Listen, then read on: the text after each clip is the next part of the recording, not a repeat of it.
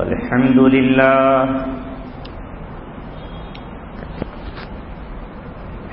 لله نحمده ونستعينه ونستغفره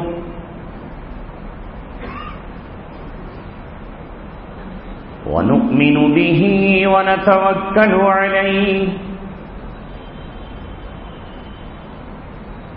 ونعوذ بالله من شرور أنفسنا ومن سيئات أعمالنا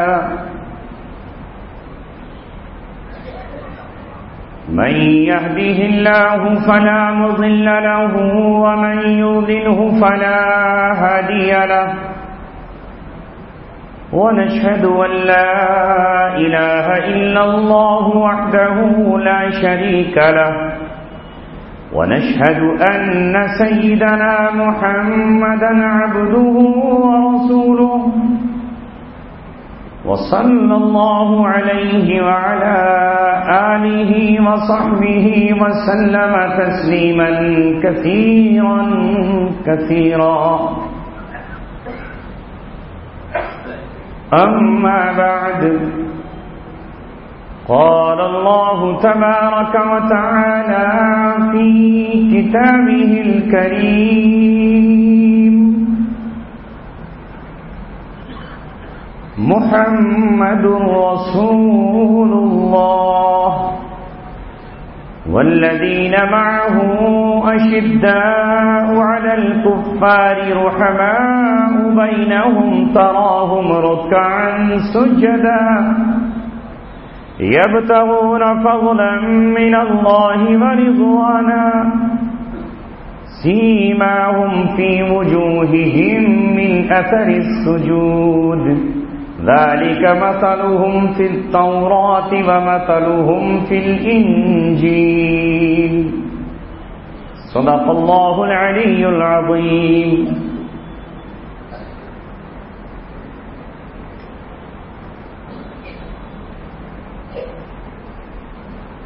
اٹھ کے اب بزم جہاں کا اور ہی انداز ہے،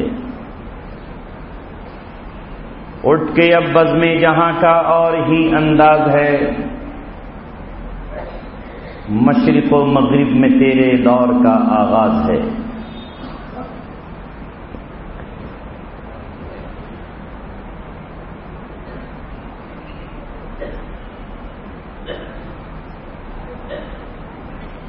کوئی اندازہ کر سکتا ہے زور مومن کا؟ نگاہ مرد مومن سے بدل جاتی ہیں تقدیریں، جو ہو عزم سفر پیدا کر کٹ جاتی ہیں زنجیریں۔ محترم حضرات اور نوجوانان اسلام، شہر احمد آباد کی مسجد امن میں آج ایمان والے جمع ہیں۔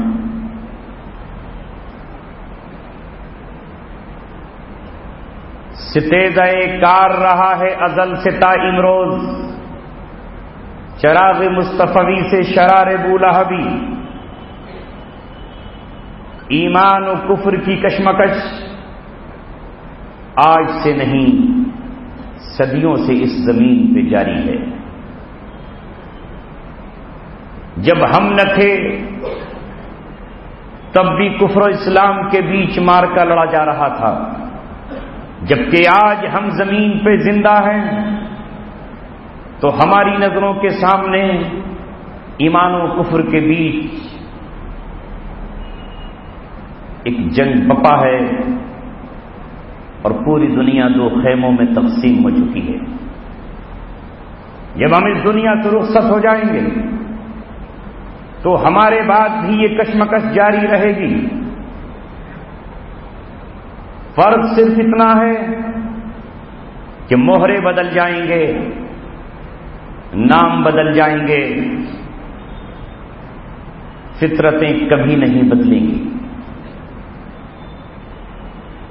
ایک طرف حق کا پرچم ہاتھوں میں تھامنے والے، دوسری طرف باطل کی سپورٹ کرنے والے ہر دور میں آپ کو نظر آئیں گے۔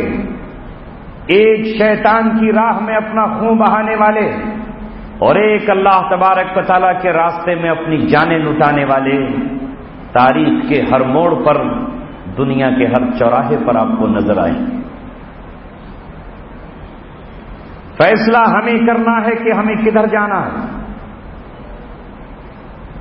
کس خیمے میں ہمیں اپنے آپ کو کھڑا کرنا ہے۔ قرآن، سنت، سیرت صحابہ، اجماع امت، اقوال صحابہ اسی بات کو ثابت کرتی ہے کہ دنیا میں صرف دو ہی قومیں ہیں، دنیا میں دو ہی برادریاں ہیں۔ ایک وہ ہیں جو اللہ پر اور اس کے رسول پر ایمان لاتے ہیں، اور دوسری برادری وہ ہے جو اللہ اس کے رسول کا انکار کرتی ہے۔ ایک کو قرآن الذین آمنوا کہتا ہے اور ایک کو قرآن ان الذین کفروا کہتا ہے۔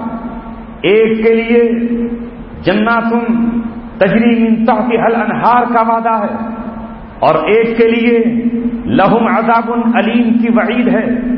ایک کے لیے ابد الآباد جنت کی نعمتیں ہیں، اور ایک کے لیے تا ابد جہنم کے عذاب ہیں۔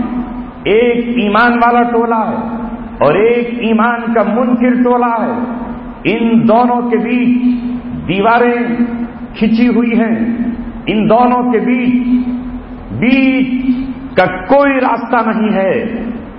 صاف طور پر اللہ تبارک و تعالیٰ کی کتاب میں قدم قدم پر اعلان کر دیا ہے کہ تمہارا اور ان کے بیچ کا کوئی فارمولہ نہیں نکل سکتا۔ جب پیشکشیں آئیں، جب آفر آئی، جب محمد رسول اللہ سے کہا گیا کچھ تم جھکو کچھ ہم جھکیں اور بیچ کا ایک کامن پروگرام بنا لیا جائے، کچھ چیزیں آپ چھوڑ دیں کچھ ہم چھوڑ دیں اور ہم اور آپ دوستی کا ہاتھ بڑھائیں، ایک دوسرے کے نزدیک آ جائیں۔ تم بھی اسی ملک کے باشندے ہو اور ہم بھی اسی ملک کے نواسی ہیں، تمہارا خون بھی عرب ہے اور ہمارا نسب بھی عربوں سے جا ملتا ہے۔ تم بھی بنو قریش اور ہم بھی بنو قریش ہیں، تمہاری بھی اسی وطن سے وطنی نسبت ہے اور ہماری بھی نسبت ہے۔ اگر تمہیں یہ دعویٰ ہے کہ تمہارے باپ اسماعیل نے یہ گھر بنایا ہے تو ہمارا بھی یہ دعویٰ ہے کہ ان سے ہمارا بھی سلسلہ نسب ملتا ہے۔ آؤ مل کر بیٹھ کر کوئی ایک فارمولہ نکال لیں۔ خانہ کعبہ کو دو طرح بانٹا جا سکتا ہے، یا تو اس میں رسی ڈال کر کے اسے زمینی سطح پر بانٹ لو، آدھا تمہارا آدھا ہمارا، یا وقت کے اعتبار سے بانٹ لو۔ صبح تم پرستش کرو، شام کو ہم پوجا کر لیں، شام کو تم عبادت کرو، صبح کو ہم پرارتھنا کر لیں۔ تم اپنے اللہ کو پکارو، ہم اپنے بتوں کو راضی کر لیں۔ جب یہ آفر آئی اور جب یہ منصوبہ ان کی طرف سے پیش کیا گیا تو اللہ تبارک و تعالیٰ سے جبریل کو پیغام دیا گیا اور ایک ایسی صورت بھیجی گئی سرزمین مکہ پر، بات مدینے کی نہیں کر رہا ہوں، مکے کی سرزمین پر۔ اس سورت کو آج ہی جا کر قرآن کھول کر دیکھ لینا، اس سورت کو سورہ مکی کہا گیا۔ اللہ تبارک و تعالیٰ نے کہا قل، اے میرے محبوب، اے میرے پیغمبر کہہ دے ان سے، قل یا ایھا الکافرون، اے کافرو، لا اعبد ما تعبدون، جس کی میں عبادت آج کر رہا ہوں اور مستقبل میں کرتا رہوں گا، لا اعبد ما تعبدون، تم اس کی عبادت نہ آج کر رہے ہو نہ آگے تم اس کی عبادت کرو گے، ولا انتم عابدون ما اعبد، اور تم عبادت کرنے والے نہیں ہو جس کی میں عبادت کر رہا ہوں، ولا انا عابد ما عبدتم، اور میں بھی عبادت نہ آج نہ کل نہ پرسوں کرنے والا ہرگز نہیں ہوں جس کی تم پرستش اور پوجا کرتے ہو، ولا انتم عابدون ما اعبد، اور نہ تم کی عبادت کرنے والے ہو جس کی میں عبادت کرتا ہوں، لکم دینکم ولی دین، تمہارے لیے تمہارا دین ہے، میرے لیے میرا دین ہے۔ دین کے معنی دین کے معنی طریقہ بھی ہیں، دین کے معنی بدلہ بھی ہیں، لہذا تمہارے لیے تمہارا دین، میرے لیے میرا دین، یہ اعلان مکہ المکرمہ میں اللہ تبارک و تعالیٰ نے کرایا۔ یہ نہیں کہا کہ بیٹھ کر کے کوئی ایک ایسا فارمولہ بنا لو کہ صلح کا کوئی راستہ نکل آئے۔ اب اس سورت کو پڑھیے اور پھر اس قول پہ غور کیجیے جو آپ سنتے ہیں اور سنتے چلے آئے ہیں، اور میرے خیال سے شاید جب تک جئیں گے تب تک سنتے بھی رہیں گے۔ کیا کہ بھئی یہ آیا ہے حدیث میں کافر کو بھی کافر مت کہو۔ یہ کون سی حدیث میں آیا ہے؟ میرے قرآن میں، جس پر میں ایمان لایا ہوں، وہ قرآن جو ہم نے اللہ تبارک و تعالیٰ کی طرف سے سیکھا ہے، وہ قرآن جو آپ نے پڑھا ہے، جس کی میں نے چھوٹی صورت آپ کے سامنے بیان کی ہے، جسے محمد رسول اللہ فجر کی سنتوں میں اور مغرب کی سنت میں پہلی رکعت میں پڑھتے تھے اور دوسری رکعت میں قل هو اللہ احد پڑھا کرتے تھے۔ اس میں صاف طور پر کہا گیا ہے، یا کے معنی آتے ہیں عربی میں اے، قل یا ایھا الکافرون، یہ بھی تو کہہ سکتا تھا اللہ، کہو یا ایھا القریش، اے قریش۔ اللہ یہ بھی کہہ سکتا تھا، کہہ دو قل یا ایھا الناس، اے لوگو۔ اللہ تبارک و تعالیٰ یہ بھی تو کہہ سکتا تھا، قل یا معشر الناس، اے لوگوں کے گروہ۔ لیکن اللہ تبارک و تعالیٰ نے صاف طور پر کہا کہ تم اللہ تبارک و تعالیٰ کا انکار کرنے والے ہو اور میں اللہ تبارک و تعالیٰ کا انکاری نہیں ہوں۔ صاف طور پر اللہ تبارک و تعالیٰ نے اپنے نبی کی زبان سے یہ بات کہلوائی اور ان سے یہ کہا کہ میری ملت الگ ہے اور تمہارا طریقہ الگ ہے، تم جس کی عبادت کرتے ہو میں اس کی عبادت کیسے کر سکتا ہوں؟ تم تو چار پیروں والے جانور کی بھی عبادت کرتے ہو، میں تو نہیں کر سکتا۔ تم اس چار پیر والے جانور کے گوبر کو پاک سمجھتے ہو، میری شریعت میں تو جسم پہ لگ جانا اس کا ناپاکی ہے۔ جس کی تم عبادت کرتے ہو میں اس کی عبادت نہیں کرتا۔ تم لات، منات، عزا، ہبل، اساف اور نائلہ اور نہ جانے کتنے پتھروں کو اللہ تبارک و تعالیٰ کا شریک ٹھہراتے ہو، میں ان کو اللہ تبارک و تعالیٰ کا شریک نہیں ٹھہراتا۔ میں تو یہ کہتا ہوں قل هو اللہ احد، کہہ دو اللہ تبارک و تعالیٰ اکیلا ہے، تنہا ہے، اللہ الصمد، اللہ تبارک و تعالیٰ بے نیاز ہے۔ تمہارا خیال یہ ہے کہ وہ مجبور ہے، فرشتوں کا مجبور ہے، فرشتوں سے مشورے لیتا ہے، فرشتے اس کی بیٹیاں ہیں اور اپنی بیٹیوں کے سامنے اللہ جھک جاتا ہے۔ تم کہتے ہو کہ اللہ دیویوں کے سامنے مجبور ہے، میں کہتا ہوں نہیں، اللہ الصمد لم یلد، میں کہتا ہوں اللہ تبارک و تعالیٰ نے، اللہ تعالیٰ نے کسی کو جنم نہیں دیا، کوئی اللہ تعالیٰ کا بیٹا نہیں ہے۔ اگر یہودی کہتے ہیں کہ عزیر اللہ کے بیٹے ہیں تو یہودی اللہ پہ بہتان باندھ رہے ہیں۔ اگر عیسائی یہ کہتے ہیں کہ عیسیٰ اللہ کے بیٹے ہیں تو عیسائی اللہ پہ بہتان باندھ رہے ہیں۔ لم یلد ولم یولد ولم یکن لہ کفوا احد، کوئی پتھر، کوئی دریا، کوئی انسان، کوئی نبی، کوئی ولی، کوئی رسول اللہ تبارک و تعالیٰ کا نہ ہمسر ہے نہ برابر ہے، تو میں اور تم دونوں کے دونوں جدا ہیں۔ قرآن یہ کہتا ہے، یہ کہاں کہلوایا جا رہا ہے؟ مکہ میں، مکے میں کہلوایا جا رہا ہے۔ خانہ کعبہ میں اس کی تلاوت ہو رہی ہے، نماز میں اس کی تلاوت کی جا رہی ہے، خوف دل سے نکالا جا رہا ہے۔ علل اعلان کہو تمہارا راستہ الگ، ہمارا راستہ الگ، خانہ کعبہ بٹ نہیں سکتا ہے، نہ زمان کے اعتبار سے بٹے گا نہ زمین کے اعتبار سے بٹے گا، بلکہ خانہ کعبہ بتوں سے پاک کیا جائے گا۔ صبر کرو، انتظار کرو، وہ گھڑیاں آئیں گی جس دن خانہ کعبہ میں لٹکا ہوا بت توڑ دیا جائے گا، جس دن خانہ کعبہ میں رکھے ہوئے بت توڑ کر ٹکڑے ٹکڑے کر دیے جائیں گے۔ اللہ تبارک و تعالیٰ نے 21 سال کے بعد محمد رسول اللہ صلی اللہ علیہ وسلم کو 21 سال کا زمانہ لگا، 13 سال مکے میں مشکلات کے ساتھ گزارے، 8 سال مدینہ میں ہجرت کے ساتھ گزارے کہ مدینہ سے صرف ایک بار مکے میں داخلہ ہوا، لیکن جب سن 8 ہجری میں آئے تو آپ صلی اللہ علیہ وسلم کے ہاتھ میں چھڑی ہے، اور آپ جس بت کو لگاتے ہیں پڑھتے ہیں جال حق وضاحق الباطل ان الباطل کان زہوقا، آپ کی چھڑی لگتے ہی بت زمین پہ گر جاتا ہے۔ 360 بتوں کو توڑ کر محمد رسول اللہ نے ٹکڑے ٹکڑے کر دیا، چورا چورا کر دیا، پیس کے رکھ دیا، اور حضرت علی سے کہا اے علی، یہ خانہ کعبہ کی چھت میں جو ہبل کا بت لٹکا ہوا ہے اسے میرے کاندھوں پر چڑھ کر توڑ دو۔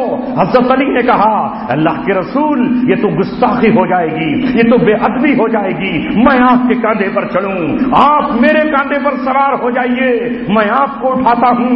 محمد رسول اللہ نے کہا علی نبوت کے بوجھ کو نہیں اٹھا پاؤ گے، آؤ میرے کاندھے پر سوار ہو جاؤ۔ حضرت علی محمد رسول اللہ کے کاندھے پر پیر رکھ کر چڑھے اور حبول پر کلہاڑا چلانا شروع کر دیا، ہتھوڑا چلانا شروع کر دیا۔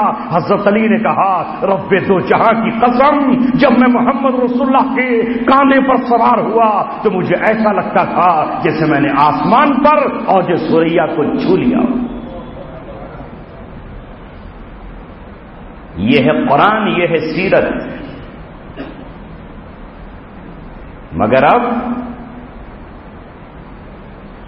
آج کے دور میں دنیا کے کسی خطے میں اگر وہ بتوں کے ساتھ یہ معاملہ ہونے لگے، شرک کے مظاہر کے ساتھ یہ رویہ رسول اللہ کے غلام اپنی ایمانی طاقت کے ساتھ کرنے لگے تو آج مسلمان چیخ اٹھے گا، مسلمان کہے گا اس کی اسلام میں گنجائش نہیں ہے، اسلام تو رواداری کا مذہب ہے، اسلام تو سلامتی کا دین ہے، اسلام تو کسی کا دل دکھانے کی بات نہیں کرتا، اسلام تو کسی کو ستانے کی بات نہیں کرتا۔ لہذا آج کے دور میں اگر ایسا کچھ ہونے لگے تو یہ کام کرنے والے مسلمان قرار نہیں دیے جائیں گے، بلکہ محمد رسول اللہ کے نقش قدم پر چلنے والوں کو کہا جائے گا ان کا اسلام سے کوئی لینا دینا نہیں۔ یہی کہا تھا رسول اللہ نے جو آج کتابوں میں موجود ہے۔ جب پوچھا گیا تھا آپ سے کہ قیامت کی علامتیں بتا دیجیے، قیامت کا علم تو کسی کو نہیں، لیکن قیامت کی علامتیں بتا دیجیے، تو آپ نے فرمایا تھا ان تلد الامۃ ربتها، جب باندی اپنے آقا کو جننے لگے، جب باندی اپنے مالک کو پیدا کرنے لگے۔ باندی کیسے جنے گی آقا کو؟ آقا تو پہلے ہے نا، باندی بعد میں ہے۔ آقا خرید کے لایا تبھی تو باندی بنی۔ جامع بات محدثین نے کہی کہ جب الٹا ہونے لگے، جب نظام کائنات الٹا ہونے لگے تو سمجھو قیامت آنے لگی۔ جو اسلام ہے وہ اسلام نظر نہ آئے، جو کفر ہے وہ اسلام نظر آنے لگے، لہذا سمجھو کہ قیامت کے نزدیک کا زمانہ آ چکا ہے۔ جو محمد رسول اللہ کی سیرت میں ہے وہ ہمیں سیرت کے خلاف نظر àنے لگے، اور جو آپ کی سیرت میں نہیں ہے اسے ہم آپ کی سیرت سے جوڑنے لگے، تو سمجھیے کہ قیامت کا وقت نزدیک ہے۔ جب امیر تمہارا ذمہ دار کم ترین بدترین کمینہ خسرت آدمی بن جائے تو سمجھو قیامت آنے والی ہے۔ آج ہم اس دور میں ہیں کہ آج امت کے سامنے صحیح اسلام کی ترجمانی کرنے سے ہمارا دل دھڑکتا ہے، ہم پر خوف طاری ہو جاتا ہے۔ یہ جو آیت میں نے پڑھی ہے مجھ سے پہلے حضرت معاذ نے پڑھی، چونکہ ان کے پاس وقت نہیں تھا، اسی آیت کو میں نے آج موضوع بنایا ہے۔ چونکہ آپ حضرات قرآن پڑھتے ہیں مگر آپ کو ترجمہ نہیں آتا، آپ قرآن سنتے ہیں مگر آپ کو سننے کے وقت پتہ نہیں ہوتا کہ قرآن کیا کہہ رہا ہے، آج ہماری ذمہ داری یہ ہے کہ ہم یہ بتائیں کہ محمد رسول اللہ اور آپ کے صحابہ کے سلسلے میں قرآن نے جو بات کہی ہے، قرآن ان کی شان بیان کرتا ہے۔ کبھی قرآن کہتا ہے اولئک هم الراشدون، وہ راہ راست پر ہیں۔ قرآن کبھی کہتا ہے اولئک هم المفلحون، وہ کامیاب ہیں۔ قرآن کبھی ان کی صفات کسی اور انداز میں بیان کرتا ہے۔ یہاں اللہ تبارک و تعالیٰ نے محمد رسول اللہ کے ساتھی جو صحابہ کرام ہیں ان کی کیفیات اور ان کی صفات کو بیان کیا ہے کہ صحابہ کیسے تھے، ذرا تم بتاؤ تو صحیح۔ اگر آج قرآن موجود نہ ہوتا، آج قرآن موجود نہ ہوتا تو ہم گمراہ ہو گئے ہوتے۔ ہم میں سے کوئی سمجھتا کہ صحابہ کرام تو بس ایسے تھے کہ بڑھیا نے کوڑا ڈالا اور اس کے کوڑے کو جھاڑتے ہوئے نکل گئے۔ ہمیں تو یہ پتا چلتا کہ صحابہ ایسے تھے کہ ابو جہل نے گالیاں بکی تو اس کا جواب تک نہیں دیا۔ مگر یاد رکھو مسلمانوں، ایسا نہیں ہے۔ اسلام جس دین کا نام ہے، آج اس کی صحیح ترجمانی کی ضرورت مسلمانوں کے سامنے بھی ہے اور دنیا کے سامنے بھی ہے۔ ڈنکے کی چوٹ کہو، کسی سے گھبراتے کیوں ہو، کسی سے ڈرتے کیوں ہو؟ جب تم نے کلمہ طیبہ پڑھا ہے اور یہ کہہ دیا ہے کہ قرآن ہمارے لیے اللہ کی کتاب ہے تو ہم سے کسی سے گھبرا جانے کی ضرورت کیا ہے؟ لہذا اللہ تعالیٰ نے فرمایا محمد الرسول اللہ، محمد اللہ تبارک و تعالیٰ کے رسول ہیں، اللہ کے رسول ہیں۔ اب جب رسول کا نام آیا تو رسول کے ساتھی کیسے ہیں؟ اشداء علی الکفار رحماء بینہم، اشداء علی الکفار، اللہ تبارک و تعالیٰ کے دشمنوں پر، اللہ رب العزت کا انکار کرنے والوں کے لیے، خالق کائنات کو نہ ماننے والوں کے لیے، اس کے رسول کو آخری پیغمبر تسلیم نہ کرنے والوں کے لیے، یہود و نصارہ کے لیے، دنیا کے ہر اس شخص کے لیے جو اللہ تبارک و تعالیٰ کی کتاب قرآن کو نہیں مانتا، اشداء علی الکفار، ان کے مقابلے پر وہ سخت ترین ہیں، ان کے دل میں ہلکی سی نرمی نہیں بلکہ سخت۔ اشداء علی الکفار رحماء بینہم، اور آپس میں بہت رحیم ہیں۔ گوشت کا ایک ٹکڑا آ جائے تو 7 گھروں میں گھوم کر پھر اپنے ہی گھر میں چلائے۔ لیکن ان کا معاملہ یہ ہے کہ جب دشمنوں کے مقابلے پر نکلے تو دنیا سمجھ لے کہ یہ پیچھے ہٹنے والے نہیں ہیں، یہ میدان سے بھاگ جانے والے نہیں ہیں۔ اگر ایک ایک بھی کٹ کر کے زمین پہ گر جائے تو واپس لوٹ کر جانے والے نہیں ہیں۔ مقابلہ 3 گنا طاقت سے ہو تو ڈٹے ہوئے ہیں، 4 گنا طاقت سے ہو تو ڈٹے ہوئے ہیں۔ شروع میں تو اللہ تعالیٰ نے کہا تھا کہ تم 10 اگر ہو تو تم 100 پر بھاری آ جاؤ گے، یعنی 10 گنا طاقت کے مقابلے پر بھی وہ سیسا پلائی ہوئی دیوار ہے۔ پھر اللہ تعالیٰ نے سمجھ لیا کہ یہ تو صحابہ تھے جو اپنے سے 10 گنا بڑی طاقت کے مقابلے پر کھڑے تھے۔ وَاعْلَمُوا أَنَّ فِيكُمْ ضَعْفًا، پھر اللہ نے تمہارے اندر کمزوری کو دیکھا تو اس تعداد کو گھٹا دیا اور کہا اگر تم 20 ہو تو تم 200 پر غالب آ جاؤ گے، اگر تم 20 ہو تو 200 پر غالب آ جاؤ گے۔ یہ اللہ نے پہلے کہا یعنی 10 گنا پر غالب آ جاؤ گے۔ پھر اللہ نے کہا کہ اگر تم 100 ہو تو 200 پر غالب آ جاؤ گے، یعنی دگنی تعداد پر۔ تراہم رکعا سجدا، تو دیکھے گا انہیں کہ وہ کبھی رکوع میں ہیں کبھی سجدے میں ہیں۔ صحابہ کی شان بیان کی جا رہی ہے۔ تراہم رکعا سجدا یبتغون فضلا من اللہ ورضوانا، وہ اللہ کا فضل ڈھونڈ رہے ہیں، وہ اللہ کی رضامندی تلاش کر رہے ہیں۔ وہ اس بات کی جستجو میں نہ ہے کہ ابو جہل ہم سے راضی ہو جائے، وہ اس بات کی فکر میں نہ ہے کہ یہودیوں کا سردار کعب بن اشرف ہم سے خوش ہو جائے، انہیں اس بات کی پرواہ نہیں ہے کہ بنو نذیر کا سردار حیی بن اخطب ہم سے راضی ہو جائے، انہیں اس بات کی پرواہ نہیں ہے کہ یہودیوں کا مالدار ابو رافع ہم سے راضی ہو جائے، انہیں اس بات کی پرواہ نہیں ہے کہ منافقوں کا سردار عبداللہ عبدہ بن ابی ہم سے راضی ہو جائے تو ہمارا کام چل جائے گا، نہیں، بلکہ انہیں فکر ہے اس بات کی یبتغون فضلا من اللہ ورضوانا، وہ اللہ کا فضل ڈھونڈ رہے ہیں، وہ اللہ کی رضا تلاش کر رہے ہیں۔ کعب بن اشرف ناراض ہو یا ہم سے راضی ہو اس کی کوئی پرواہ نہیں ہے، ابو جہل ہم سے خوش ہو یا ہمارے اوپر دانت پیسے ہمیں اس کی کوئی پرواہ نہیں ہے، ابو سفیان ہمارے خلاف لشکر تیار کرے یا ہم سے دوستی کا ہاتھ بڑھائے اس کی کوئی پرواہ نہیں ہے، ہم سے اللہ تبارک و تعالی راضی ہو جائے، اللہ راضی ہو گیا، یہ ان کی تلاش ہے۔ سجدے میں بھی اللہ کو راضی کرنے کے لیے سبحان ربی الاعلی کہتے ہیں، رکوع میں اللہ کو راضی کرنے کے لیے سبحان ربی العظیم کہتے ہیں، میدانوں میں جب کھڑے ہوتے ہیں تو صفیں بنا کر کھڑے ہو جاتے ہیں، کیوں؟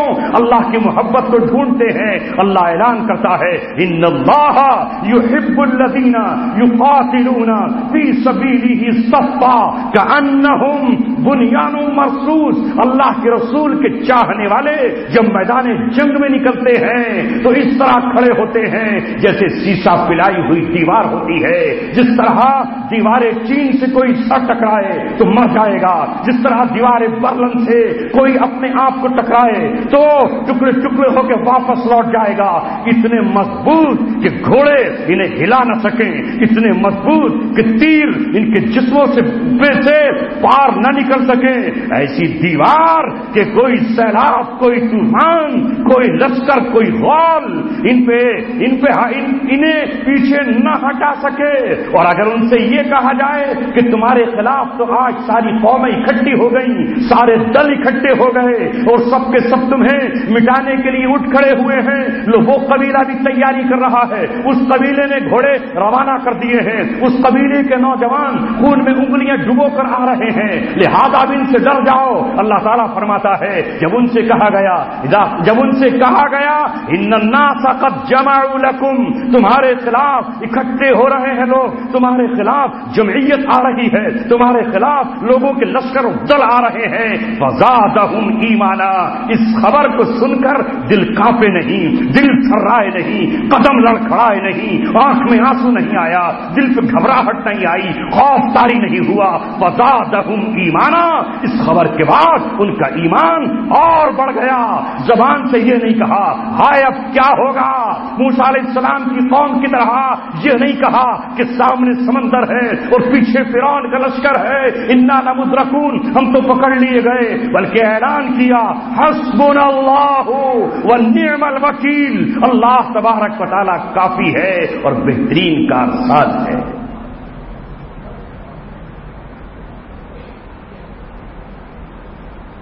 قرآن کا مطلوب مسلمان یہ ہے، قرآن ایسا صاحب ایمان چاہتا ہے، قرآن ایسے مومن چاہتا ہے،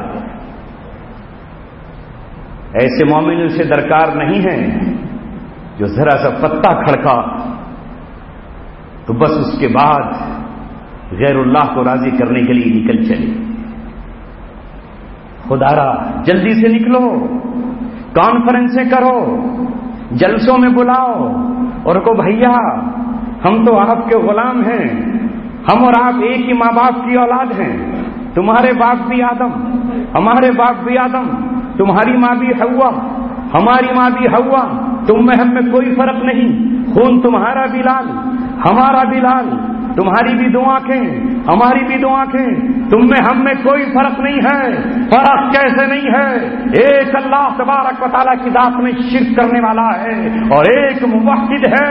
اللہ تبارک و تعالیٰ کے یہاں چہرے نہیں دیکھے جاتے، فرق کیوں نہیں ہے؟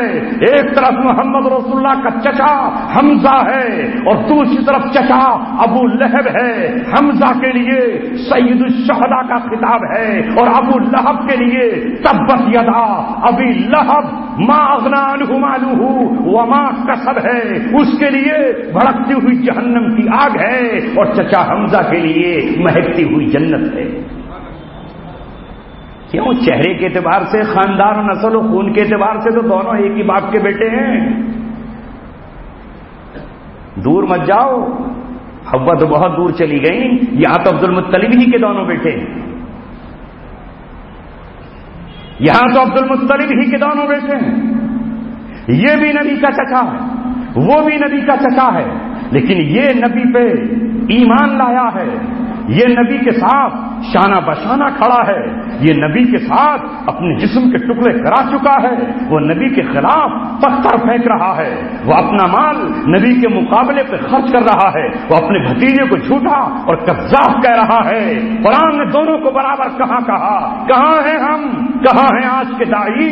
کہاں ہیں آج کے مبلغین؟ کہاں ہیں آج کے واعظ و نصیحت کرنے والے؟ کیوں ڈرتے ہو دنیا سے؟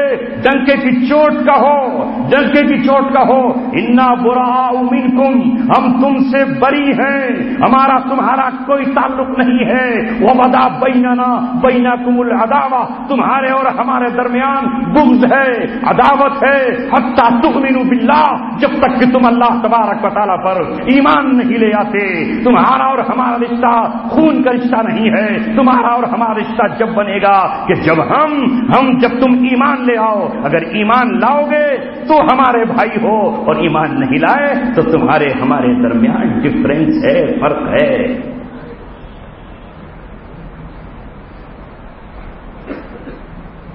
تراہم رکعا سجدا یبتغون فضلا من اللہ ورضوانا سیماہم فی وجوہہم من اثر السجود،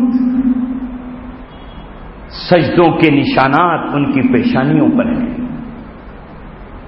سجدوں کے نشانات ان کی پیشانیوں پر ہیں، ان کی مثالیں اللہ تورات میں بیان کر چکا ہے، ان کی مثال اللہ تبارک و تعالیٰ انجیل میں بیان کر چکا ہے۔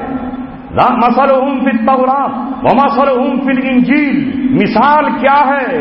کزرع اخرج شطأہ، جیسے کھیتی ہوتی ہے، جیسے آپ کھیت میں کھیتی بوتے ہیں جا کر تو اس کی ایک چھوٹی سی کوپل نکلتی ہے، ایک معمولی سی سوئی نکلتی ہے، پھر یہ اور آگے بڑھتی ہے، کزرع اخرج شطأہ فآزرہ، پھر یہ اپنے تنے پر کھڑی ہو جاتی ہے، فاستغلظ، پھر یہ گھنی ہو جاتی ہے، یعجب الزراع، پھر یہ کسان کو بھلی لگنے لگتی ہے، کسان اسے دیکھ کے اپنے دل خوش ہو جاتا ہے، لیغیظ بہم الکفار، لیکن جو اللہ تبارک و تعالیٰ کے ماننے والے نہیں ہیں ان کے دل میں اس سے غیظ و غضب بھر جاتا ہے، وہ اپنے دل میں غصہ لے کر اٹھتے ہیں، یہ اتنے کمزور تھے، طاقتور کیسے ہو گئے، یہ تو معمولی سی کوپل تھی، یہ تنے پہ کیسے کھڑی ہو گئی، یہ تو کچھ بھی نہیں تھے، یہ آج اتنا گھنا جنگل کیسے ہو گئے۔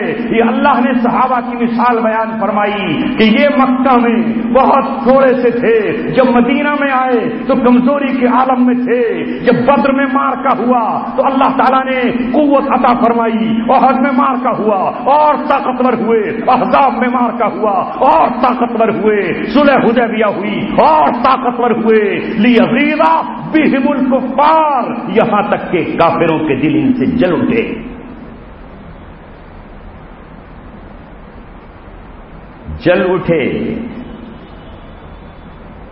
یہ اللہ تبارک و تعالیٰ چاہتا ہے۔ یہ ہے مثال مسلمانوں کی پہلی جماعت جسے اللہ تبارک و تعالیٰ نے قرآن کا وارث بنایا، جسے اللہ تبارک و تعالیٰ نے قرآن عطا فرمایا، جسے اللہ تبارک و تعالیٰ نے قیامت تک کے انسانوں کے لیے معیار اور نمونہ بنایا، جن کے ایمان کو اللہ تبارک و تعالیٰ نے کسوٹی قرار دیا، جن کے عمل کو اللہ تبارک و تعالیٰ نے راہ نجات قرار دیا کہ ان سے جلنے لگے۔ لہذا یہی حال اللہ تبارک و تعالیٰ کا قیامت کے قریب ہونا ہے، کیونکہ آپ صلی اللہ علیہ وسلم نے فرمایا اسلام اپنی پہلی حالت پر لوٹ آئے گا تو یہ کمزور ہو جائیں گے، ایسی کمزوری کہ ذرا سے ہاتھ سے وہ نوک ٹوٹ جائے، لیکن اس کے بعد یہ کھیتی پلے گی، یہ کھیتی پھولے گی، جتنا اس کا مقابلہ کیا جائے گا، جتنے اس کے خلاف ہوائیں چلیں گی، پوروا ہوا جھکا تو سکتی ہے مگر توڑ نہیں سکتی، پچھوا ہوا ان کا رخ تو تھوڑی دیر کے لیے ادھر کو کر سکتی ہے مگر مٹا نہیں سکتی ہے۔ کفار کے دل میں ان سے غیظ و غضب ہو، یہ اللہ تبارک و تعالیٰ کو مطلوب ہے، اور اس کی مثال میں آپ کو دیتا ہوں۔ بدر میں رسول اللہ صلی اللہ علیہ وسلم کا مقابلہ ہوا، ابو جہل مارا گیا۔ ابو جہل جس اونٹ پہ سوار ہو کر گیا تھا اس کی نکیل بھی چاندی کی تھی، اتراتا ہوا گیا تھا۔ جب مال غنیمت تقسیم ہوا تو اللہ کے رسول صلی اللہ علیہ وسلم نے اس اونٹ کو اپنے آپ کے حصے میں آیا، ابو جہل کا مال غنیمت۔ یہ ہے وقت کی تبدیلی، تلک الایام نداولها بین الناس۔ لوگوں نے دیکھا وہ ابو جہل جس کو اپنی جہالت پر ناز تھا، جسے اپنی قوت پر ناز تھا، جو اہل مدینہ اور اہل انصار کو یہ کہا کرتا تھا کہ یہ میرے مقابلے کے نہیں ہیں۔ جب عبداللہ بن مسعود نے اس کا سر کاٹنے کے لیے اس کے سینے پر بیٹھے تو ابو جہل نے کہا ہائے کاش میں ایک اپنے برابر والا میرے مقابلے پر ہوتا تو میرا دل ٹھنڈا ہوتا۔ لہذا پھر بھی اس نے کہا اب میں گردن تو میری قلم ہونی ہی ہے۔ عبداللہ بن مسعود اس کے سینے پر بیٹھے اور اس کا سر قلم کر کے اس کے سر کو کاٹا تو کہنے لگا کہ اگر میرا سر کاٹ رہا ہے تو میرا سر ذرا تھوڑا گردن کو لمبی کاٹ دینا تاکہ اوروں کی گردنوں کے مقابلے میں میری گردن لمبی نظر آئے۔ اس کا یہ جملہ جب رسول اللہ کے سامنے پیش کیا گیا تو آپ نے کہا واقعی یہ اس امت کا فرعون تھا، اس امت کا یہ فرعون تھا جس کے سینے پہ عبداللہ بن مسعود بیٹھے۔ لہذا اس ابو جہل کی اونٹنی کو آپ نے اپنے حصے میں لیا، یہاں تک کہ آپ کے یہاں وہ رہی۔ الحمدللہ سن 6 ہجری میں جب رسول اللہ عمرے کے لیے نکلے تو قربانی کے لیے آپ نے کوئی اور اونٹ نہیں لیا، اہل مکہ کو جلانے کے لیے، ان کے دلوں کو تڑپانے کے لیے، ان کے دلوں کی آگ کو سلگانے کے لیے آپ صلی اللہ علیہ وسلم نے جس اونٹ کو قربان کیا وہ ابو جہل کا وہ اونٹ تھا جو محمد رسول اللہ کو مال غنیمت میں ملا تھا۔ آپ کیا سنتے ہو اور لوگ سناتے کیا ہے؟ لیغیظ بہم الکفار، ان کے دل میں غیظ و غضب ہو تمہاری طرف سے، وہ تم سے دوستیوں کے ہاتھ نہ بڑھائیں، وہ تمہاری طرف نہ آ جائیں۔ اب ڈھونڈو، تلاش کرو ایسے مسلمان جن کی شان قرآن یہ بیان کر رہا ہے وہ کہاں ہے، وہ کس خطے میں ہیں، وہ کس سرزمین میں ہیں یا نہیں ہیں، وہ کون ہیں جن کی صفات قرآن یہ بیان کر رہا ہے۔ یا ایھا الذین آمنوا من یرتد منکم عن دینی، اللہ تبارک و تعالیٰ نے اعلان کیا اے ایمان والو سنو، آج سے 1450 برس پہلے وہ جماعت جس کا ایمان معیار قرار دیا گیا اسے دھمکایا اللہ تبارک و تعالیٰ نے، ان کو متنبہ کر کے کہا، اور ان کے بعد آج قرآن ہر اس شخص سے کہہ رہا ہے جو پڑھتے ہوئے سورہ مائدہ کی آیت نمبر 54 پر پہنچتا ہے تو قرآن مجھ سے کہتا ہے، جب میں پہنچتا ہوں تو قرآن مجھ سے کہتا ہے، وہاں محبوب پڑھتے ہیں تو ان سے کہتا ہے، وہاں عبداللہ اس قرآن کی آیت کو پڑھتے ہیں تو ان سے قرآن کہتا ہے، وہاں عبد الحنان پڑھتے ہیں تو قرآن ان سے کہتا ہے، وہاں عبد الحنان سنو تم بھی ایمان والے ہو، من یرتد منکم عن دینہ، تم میں سے جو بھی اپنے دین سے پھر جائے گا، جو بھی تم میں سے اپنے دین سے نکل جائے گا تو اللہ تبارک و تعالیٰ کو ضرورت نہیں ہے کہ وہ تمہیں بلائے، آؤ میرا دین کمزور ہو گیا، آؤ میرا عرش ہلنے لگا، آؤ مجھے تمہاری ضرورت ہے، نہیں، فسوف یأتی اللہ بقوم، پھر تمہاری جگہ اللہ تبارک و تعالیٰ ایک ایسی قوم کو لے کر آئے گا، ان لوگوں کو لے کر آئے گا، ایک ایسے گروہ کو لے کر آئے گا، اس گروہ کی شان کیا ہوگی؟ اذلۃ علی المؤمنین عزۃ علی الکافرین۔ وہی بات جو اس آیت میں بیان فرمائی، الفاظ بدل کر اس آیت میں بیان فرمائی۔ وہاں رحماء بینکم لفظ استعمال کیا، آپس میں رحیم، آپس میں محبت کرنے والے، اگر کوئی ہجرت کر کے آ جائے تو اس کے لیے دروازے کھول دیں، اگر کوئی زخموں سے چور آ جائے تو اس کے زخموں پر مرہم کے فائے رکھ دیں، اگر کوئی ایمان بچا کر اپنی جھونپڑیاں چھوڑ کر آ جائے تو اس کے لیے اپنے باغ باغ اس کے نیلام کر دیں اور یہ کہیں کہ تو ہماری وراثت تک میں شریک ہے، یہ اعلان کر دیں اے میرے بھائی تو اپنی بیوی اپنے ملک میں چھوڑ آیا ہے، میری 2 بیویاں ہیں، میں دونوں کو طلاق دیتا ہوں، عزت گزارنے کے بعد تو جس سے چاہے نکاح کر لینا، ایک میری ہے اور ایک تیری ہے، ان کے لیے جھک جائیں، رحماء بینہم، اور یہاں کہا جا رہا ہے اذلۃ علی المؤمنین، اپنے بازوؤں کو جھکا دیں، اپنے آنکھ کو اپنے کندھوں کو ڈال دیں، اور عزت علی الکافرین، اور اللہ کے دشمنوں سے تم پر عزیز ہو، زبردست ہو، یہاں پر سخت ہو، کوئی نہیں، کوئی بات نہیں ہوگی، تم سے کوئی کلام نہیں ہوگا، تم سے کوئی معاہدہ نہیں کریں گے جب تک اپنے حقوق وصول نہیں کر لیں گے۔ یجاہدون فی سبیل اللہ، یہ قوم کون ہوگی؟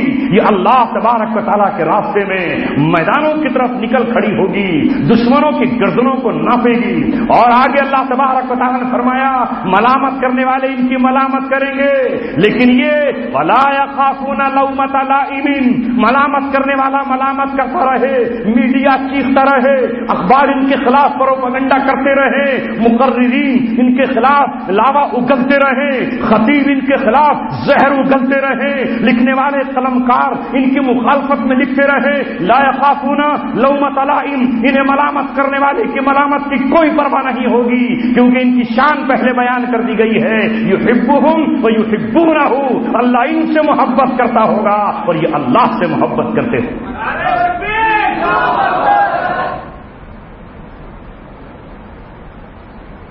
لا یخافون لومۃ لائم، ملامت کرنے والے کی ملامت کی پرواہ نہیں، اخبار انہیں کہیں کہ یہ دہشت گرد ہیں، ان کی دہشت سے کلیجے ہیلے جا رہے ہیں، تو کہیں گے ہاں ہاں ہم ہیں، اس لیے کہ اللہ تبارک و تعالیٰ نے ہی ہمارا نام یہی رکھا ہے کہ تمہاری دہشت قائم ہونی چاہیے۔ پڑھو سورہ توبہ کی، سورہ انفال کی آیت نمبر 60 پڑھو، اللہ تبارک و تعالیٰ کہہ رہا ہے وَأَعِدُّوا لَهُم مَّا اسْتَطَعْتُم مِّن قُوَّةٍ وَمِن رِّبَاطِ الْخَيْلِ، اے ایمان والو ان کے مقابلے پر جتنی تم طاقت اکٹھی کر سکتے ہو، جتنی قوت جمع کر سکتے ہو اتنی قوت کو جمع کر لو، تمہارے پاس اگر گنجائش ہو تو گھوڑے بھی پال لو، وَأَعِدُّوا لَهُم مَّا اسْتَطَعْتُم مِّن قُوَّةٍ وَمِن رِّبَاطِ الْخَيْلِ، وہ گھوڑے جو سرحدوں کی پہرےداری کر رہے ہوں، وہ گھوڑے جو جنگی گھوڑے ہوں، جن کی ہنہناہٹ سے دشمنوں کے دل کپکپا رہے ہوں، جو چنگاریاں اڑاتے ہوئے وَوَسَطْنَ بِهِ جمع کا نظارہ پیش کر رہے ہوں، لہذا وہ گھوڑے پالو، کیوں؟ ترہبون بہ عدو اللہ وعدوکم، تاکہ تم رعب ڈال سکو، تاکہ تم دبدبہ اپنا قائم کر سکو، تاکہ تم اپنی ہیبت اور قوت کا سکہ جما سکو، تم ارہابیین بن جاؤ، لہذا دنیا تمہیں ارہابی کہے۔ عربی میں قرآن کا لفظ ارہابی انگلش کا آتی ہندی کا دہشت گرد بن جاتا ہے اور انگریزی کا ٹیررسٹ بن جاتا ہے۔ وہ کیا کہیں؟ کہو ہمیں ارہابیین، کہو ہمیں دہشت گرد، کہو ہمیں شدت پسند، اس لیے کہ قرآن نے ہم سے یہی کہا ہے کہ تمہارا رعب قائم رہنا چاہیے۔ جس دن تمہارا رعب ختم ہو جائے گا تمہاری مسجدوں پر قبضہ ہو جائے گا، جس دن تمہارا رعب ختم ہو جائے گا تمہاری بیٹیاں تمہارے گھروں سے اٹھا لی جائیں گی، جس دن تمہارا رعب ختم ہو جائے گا اس دن تمہاری ماں کا آنچل تار تار کر دیا جائے گا، جس دن تمہارا رعب ختم ہو جائے گا اس دن تمہارا قرآن جلا دیا جائے گا، جس دن تمہارا رعب ختم ہو جائے گا اس دن تمہارے گھروں کو ویرانہ بنا دیا جائے گا، جس دن تمہارا رعب ختم ہو جائے گا اس دن ارض مقدس کو پامال کر دیا جائے گا۔ اتنی طاقت اکٹھی کر لو کہ دشمن تم سے خوف زدہ رہے، رعب تمہارا اس پر قائم رہے۔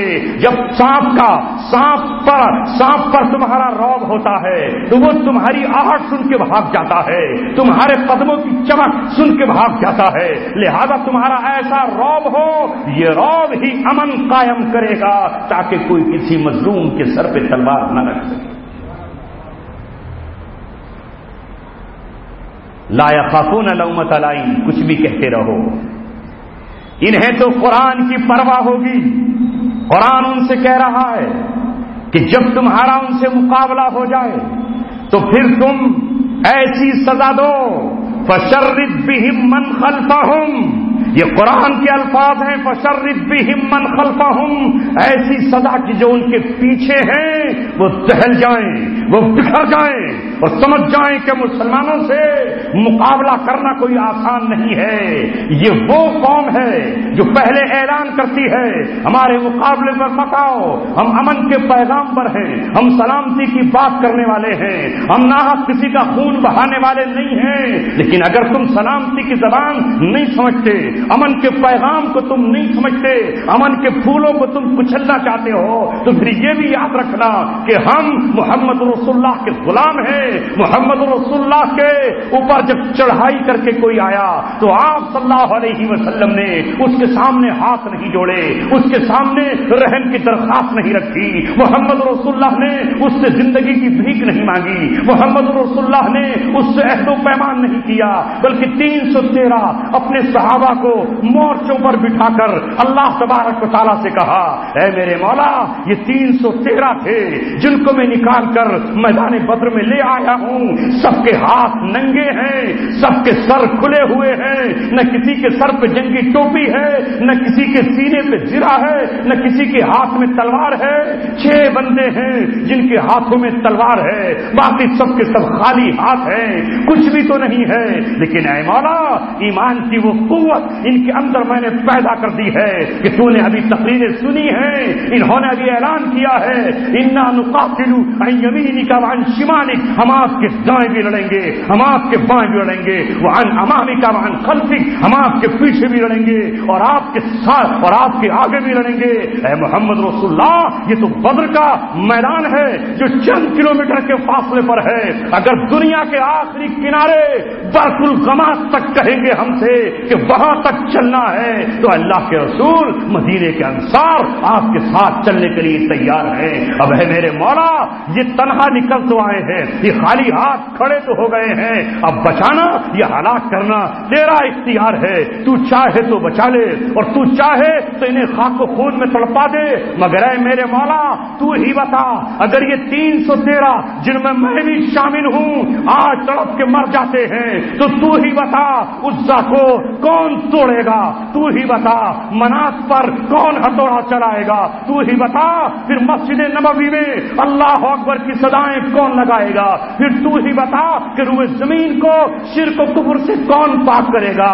اللہ نے کہا میرے محبوب تجھے ہم نے اس لیے پیدا نہیں کیا کہ تو شکست کھائے گا، تو بھی پاتے رہے گا، اور جا آج ہم نے یہ کہہ دیا ہے کہ تیری امت صبح قیامت تک فتح یاب ہوتی رہے، فتح تیری امت کا مقدر ہے۔ ہمیں قرآن و سنت پر تولنا ہوگا۔ وہ لوگ کون ہیں؟ قرآن جن کی یہ شان بیان کر رہا ہے وہ کہاں ہیں؟ جن سے غیظ و غضب، وہ کون لوگ ہیں جن پر ساری دنیا کا کفر دانت پیس رہا ہے؟ وہ کون ہیں جن کے خلاف یونائٹ ہو رہے ہیں لوگ اور یونائٹڈ نیشن آپس میں مل رہے ہیں؟ یہ کون ہیں جو اپنے عقیدوں کو بھلا کر، جو اپنے دھرموں کو بھلا کر، جو اپنے عبادت کے طریقوں کو بھلا کر صرف ایک پوائنٹ پر کھڑے ہو رہے ہیں؟ اور محمد رسول اللہ صلی اللہ علیہ وسلم کی حدیث کا وہ نظارہ ہماری حضور کے سامنے آ رہا ہے، یوشک ان تداعی علیکم الامم، کہ ان قریب ساری قومیں تمہارے خلاف ایک دوسرے کو دعوت دیں گی، ایک دوسرے کو دعوت دیں گی۔ ان تداعی علیکم الامم کما تداعی الاکلۃ الی قصعتها، جیسے بھوکوں کو پیالے کی طرف بلایا جاتا ہے کہ آؤ دسترخوان پر جلدی سے کھا لو،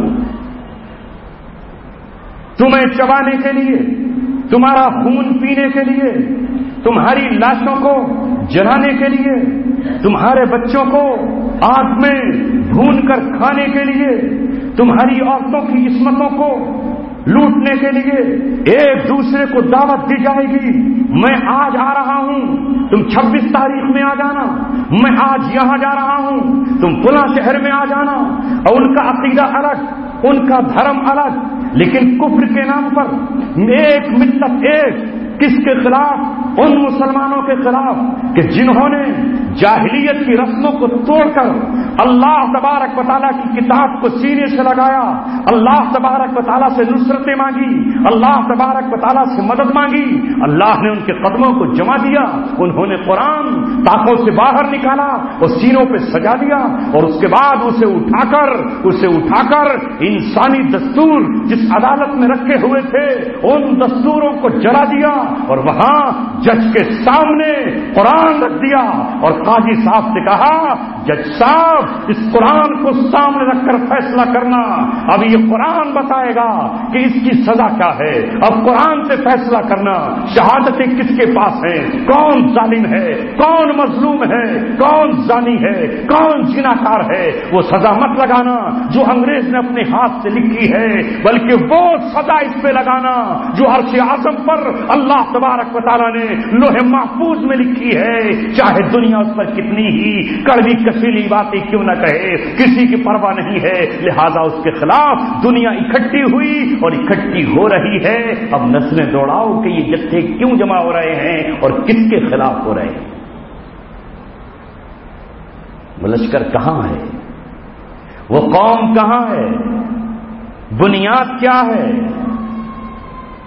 بنیاد ہے اسلام، بنیاد صرف ایمان، بنیاد ہے قرآن۔ کل بھی قرآن کے اترنے کے بعد دشمنی شروع ہوئی، ورنہ بھتیجے سے ابو لہب کی کوئی لڑائی نہ تھی۔ کل بھی قرآن اترنے کے بعد جنگ شروع ہوئی، ورنہ ابو جہل آپ کو قرآن کے اترنے سے پہلے کچھ نہیں کہتا تھا۔ وہی عرب کے لوگ تھے جنہوں نے آپ کو خانہ کعبہ میں اپنا حکم بنایا تھا اور آپ کے فیصلے پر خوش ہو گئے تھے، یہی ہمارا امیر ہے۔ لیکن جب قرآن اترا اور جب قرآن نے توحید کا نعرہ لگایا تو ابلیس نے اپنی صفوں کو مضبوط کر لیا اور آج سے جھگڑا شروع ہو گیا۔ اے گجرات میں رہنے والے مسلمانوں، آج بھی جھگڑا ان قوموں سے نہیں ہے جنہوں نے قرآن کو لپیٹ کر اپنے گھروں میں اونچے مقام پر رکھ دیا ہے اور دستور و قانون یہود و نصارہ کے مان لیے ہیں۔ نہ ان پر بمباری ہے، نہ ان پر اٹیک ہے، نہ ان کے بچے جلائے جا رہے ہیں، بلکہ ان کے لیے قالینیں بچھ رہی ہیں، انہیں 1.5 ارب کی سوغات مل رہی ہے، ان کے فوجیوں کو نوازا جا رہا ہے، انہیں دسترخوانوں پر بچھایا جا رہا ہے۔ چاہے وہ کچھ بھی ہو، دنیا کے 55 اور 56 ملکوں کے ساتھ وہ رویہ نہیں ہے۔ اگر یہ رویہ ہے تو ایک اسٹیٹ کے ساتھ، ایک اس ملک کے ساتھ، وہ دنیا کے کسی کنارے پر ہو جہاں اللہ تبارک و تعالیٰ کا کتاب، جہاں اللہ تبارک و تعالیٰ کا قرآن عملی طور پر زمین پہ نافذ ہو گیا ہے۔ یہ ہے ٹکراؤ اس روئے زمین پر۔ جب صحابہ نے اس حدیث کو سنا کہ اللہ کے رسول ساری قومیں اکٹھی ہو جائیں گی ہمیں کھانے کے لیے، یعنی مسلمانوں کو کھانے کے لیے، نحن من قلۃ، تو کیا اس دن ہم بہت کم ہو جائیں گے، ہماری تعداد کم ہوگی؟ سرور دو عالم صلی اللہ علیہ وسلم نے فرمایا نہیں، بل انتم کثیر، اس وقت تمہاری تعداد بہت ہوگی۔ غصہ ان کا غصہ السیل، سمندر کے جھاگوں کی طرح ہوگی۔ سمندر کتنا بڑا ہے، سمندر کے جھاگوں کی طرح تمہاری تعداد، لیکن اللہ تبارک و تعالی دشمنوں کے دلوں سے تمہارا رعب اور ہیبت نکال دے گا۔ تمہارا جو دبدبا تھا وہ دبدبا ختم ہو جائے گا، وہ جو دھاک تھی وہ بھی اکھڑ جائے گی، وہ جو ہوا تھی وہ تمہاری چلی جائے گی۔ اللہ کے رسول نے کہا اس کی وجہ یہ ہوگی کہ تمہارے اندر ایک بیماری پیدا ہو جائے گی، الوہن پیدا ہو جائے۔ صحابہ نے سوال کیا مل وہن یا رسول اللہ، یہ وہن کیا ہوگا، یہ وہن کیا ہوگا کہ جس کی وجہ سے امت کا دبدبا نکلے گا، اس کا خوف نکلے گا، اس کی ہیبت نکال دی جائے گی اور دشمن چڑھ دوڑے گا، لاکھوں کی تعداد میں قتل عام، مگر کوئی پرواہ نہیں ہوگی۔ آقا نے فرمایا وہن ہے حب الدنیا و کراہیت الموت، دنیا کی محبت اور موت کی ناگواری۔ موت تمہیں مکروہ ناپسندیدہ نظر آئے گی، مرنا نہیں ہے۔ موت نہ آ جائے، دنیا حاصل ہو جائے، حب الدنیا و کراہیت الموت، موت نہ آ جائے ہماری، مر نہ جائیں ہم، اس لیے موت کے ڈر سے منافقوں کی تابعداری، موت کے ڈر سے یہودیوں کی غلامی، موت کے ڈر سے عیسائیوں کو سجدہ، موت کے ڈر سے کفر سے بغل گیری، موت کے ڈر سے ان کے سامنے کپکپاتے ہوئے کھڑے ہو گئے۔ لیکن بتاؤ مسلمانوں، کیا موت پھر بھی نہیں آئے گی؟ مجھے بتاؤ، موت عزت کی بھی ہوتی ہے اور موت ذلت کی بھی ہوتی ہے، دونوں موتیں ہوتی ہیں۔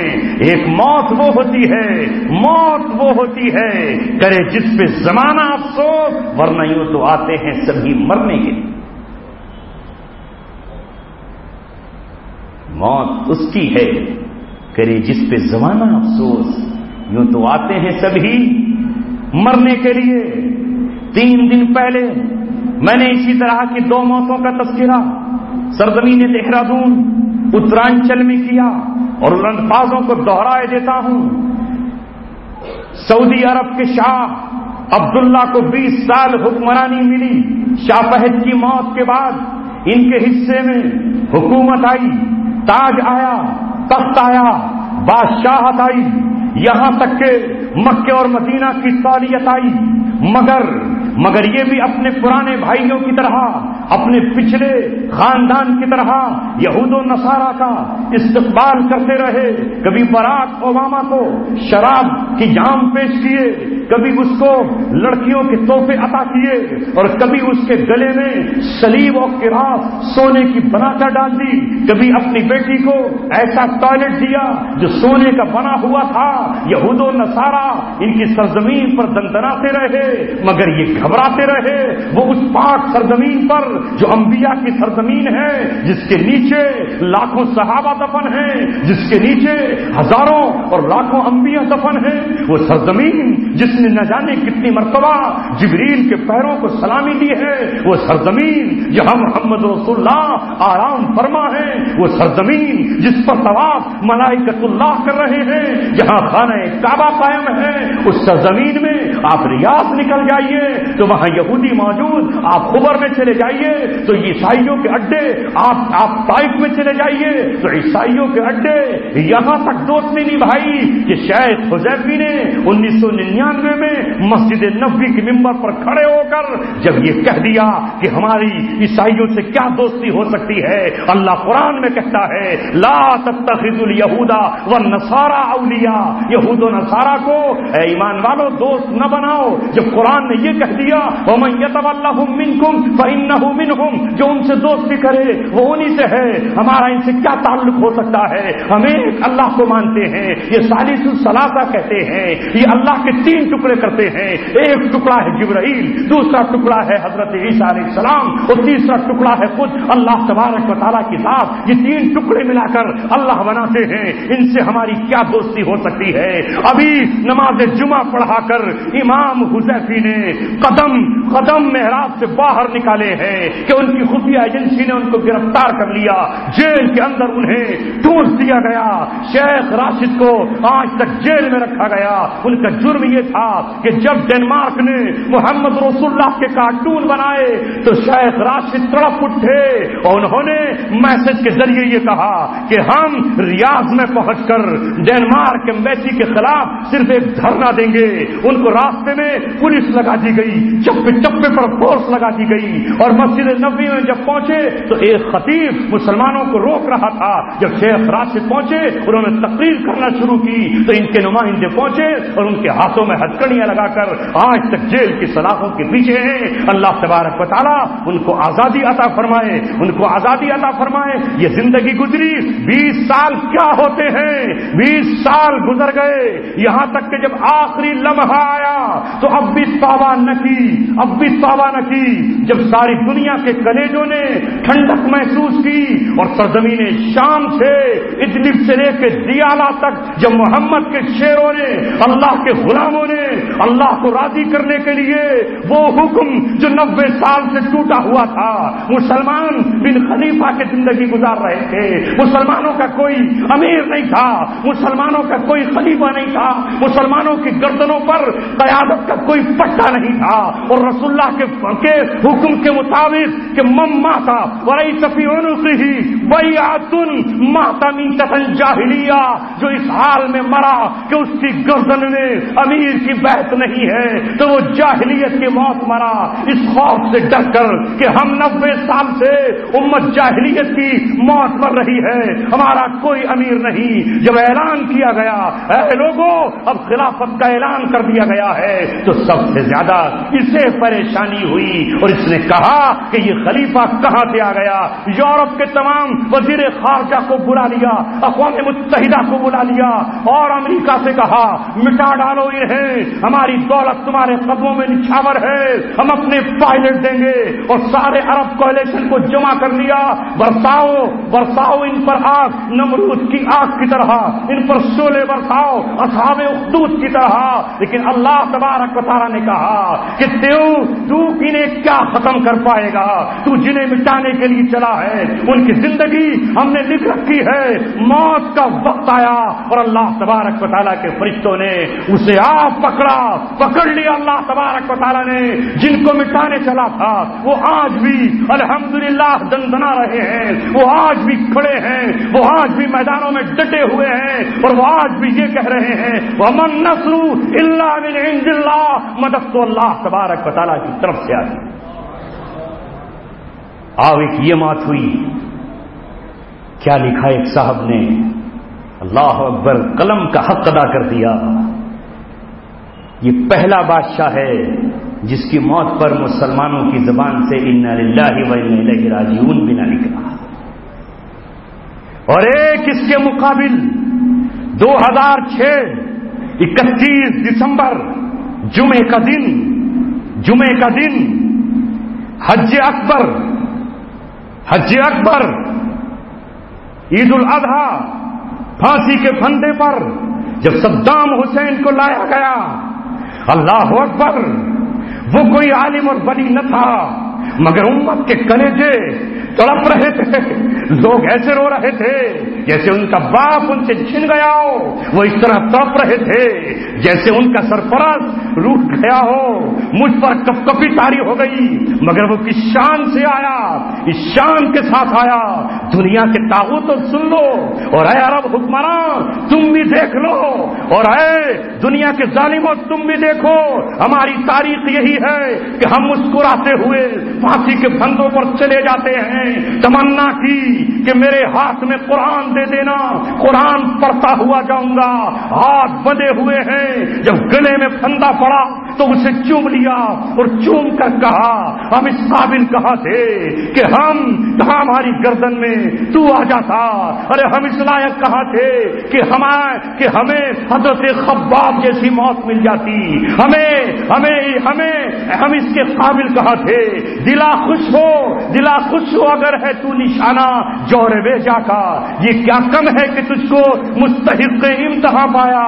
اور جب آخری وقت آیا تو اس نے ساری دنیا کے کیمروں کے سامنے، ٹی وی چینلوں کے سامنے ویڈیو جو بنائی گئی اس پر ایک ہی جملہ تھا، اشہد ان لا الہ الا اللہ، میں نے لا الہ الا اللہ کا اقرار کیا تھا، میں نے اللہ کے سوا کوئی معبود نہیں ہے۔ لوگوں میرا بچپن مت دیکھنا، میری جوانی مت دیکھنا، میرا آخر دیکھو، آخری وقت میں کہہ رہا ہوں واشہد ان محمد رسول اللہ۔ اور امریکیوں سے کہا یہ میرا لہو ہے جس کا ہر قطرہ انقلاب بن جائے گا، جو ہر قطرہ تمہارے لیے جوالا مکھی بن جائے گا، عراق کی سرزمین پر تمہارے تلوے جم نہیں سکیں گے، یہ میرا اور میری اولاد کا خون ہے، یہ سرزمین عرب کے شہزادوں کا خون ہے، مجھے ختم کر کے یہ مت سمجھنا کہ تم عراق میں اپنے قدموں کو جما لو گے، عراق عیسائیوں کا ملک بن جائے گا، یہ وہ ملک ہے جہاں ہم نے لہو دیا ہے، میرے بعد کوئی نہ کوئی پرچم اٹھائے گا. الحمدللہ پرچم ان کے جیل میں جانے سے پہلے ہی ابو مصعب زرقاوی، زرقا کا رہنے والا نوجوان اٹھا چکا تھا اور امت کو جمع کر چکا تھا. ابو مصعب زرقاوی کی شہادت کے بعد یہ پرچم ابو عمر البغدادی نے اٹھایا جو حضرت حسین کا خون تھا، اور کہا اس سرزمین سے حسین کے خون سے ایک دوسرا حسین پیدا ہوتا رہے گا. حسین فنا نہیں ہوگا، کبھی علی کا لہو فنا نہیں ہوگا. اور ان کی شہادت کے بعد آج پرچم اس کے ہاتھ میں ہے جس نے اللہ تبارک و تعالیٰ کی خلافت کو زمین پر اعلان کر کے یہ کہہ دیا ہے کہ اے امت مسلمہ تمہارے کلیجے ٹھنڈے ہو گئے اور اب کوئی بھی جاہلیت کی موت نہیں مرے. ایک موت ان کی ہوئی اور ایک ادھر ہوئی. ہے زمین و آسمان کا فرق کہ نہیں؟ یہ ہے زمین و آسمان کا فرق. یہ ہے اللہ تبارک و تعالیٰ کی دی ہوئی عظمتیں. اے امت مسلمہ، شیطان ہمیں اپنے دوستوں سے ڈراتا ہے، وہ ہمیں اپنے دوستوں سے ڈراتا ہے، لاؤ لشکر سے ڈراتا ہے. اس لیے قرآن کئی مقام پر کہتا ہے الیوم یئس الذین کفروا من دینکم فلا تخشوہم واخشونی. اے ایمان والو، آج دنیا کفر تمہارے دین سے مایوس ہو چکی ہے. دوسرے دین ان کے سامنے سر جھکا سکتے ہیں، وہ ان کے قدموں میں اپنی گردن رکھ سکتے ہیں، لیکن انہوں نے سمجھ لیا کہ اسلام سر نہیں جھکائے گا. ان کا کمپرومائز ہو سکتا ہے لیکن مسلمان کمپرومائز نہیں کر سکتے ہیں. تو وہ تمہارے دین سے مایوس ہو گئے. جب جاپان پر امریکہ نے بم گرائے تو جاپان ان کے سامنے گھٹنے ٹیک کر کھڑا ہو گیا، مجھے معاف کر دو، آئندہ آپ کا حملہ برداشت نہیں کر سکتا. جب ویتنام میں اس کی فوجیں گھسی تو ویتنام ان کے سامنے سر جھکا کر کھڑا ہو گیا. جب وہ دنیا کی سپر پاور بنے تو جو لوگ رشین بلاک میں تھے انہوں نے رشیا کو لات ماری اور امریکن بلاک میں چلے گئے. لیکن یہ اسلام اور اسلام کے شیر تھے اور ہیں اور قیامت تک رہیں گے. رشیا کی طاقت کو بھی خدا نہیں مانا، اور اس کے بعد جب امریکہ اب زمین کا خدا بن بیٹھا تو انہوں نے کہا کہ تو خدا زمین کا نہیں ہو سکتا ہے، تو ہماری ایک ٹھوکر کا نہیں ہے. ہم نے ان ٹھوکروں سے پہلے بھی سپر پاور طاقتوں کو چکنا چور کیا ہے. تمہارے باپ دادا جو کل قسطنطنیہ میں رہتے تھے اس قسطنطنیہ کو ہم نے فتح کیا ہے. بیت المقدس کل بھی ہم نے تم سے چھینا ہے. حضرت عمر ابن خطاب نے تم سے واپس لیا تھا، پھر صلاح الدین ایوبی نے تم سے واپس لیا ہے. لہذا ہم اولاد ہیں عمر ابن خطاب کی، ہم اولاد ہیں صلاح الدین ایوبی کی. اگر تمہاری طرف سے ریچارڈ پیدا ہوتے رہیں گے تو امت مسلمہ کی مائیں صلاح الدین ایوبی کو جنم دیتی رہیں.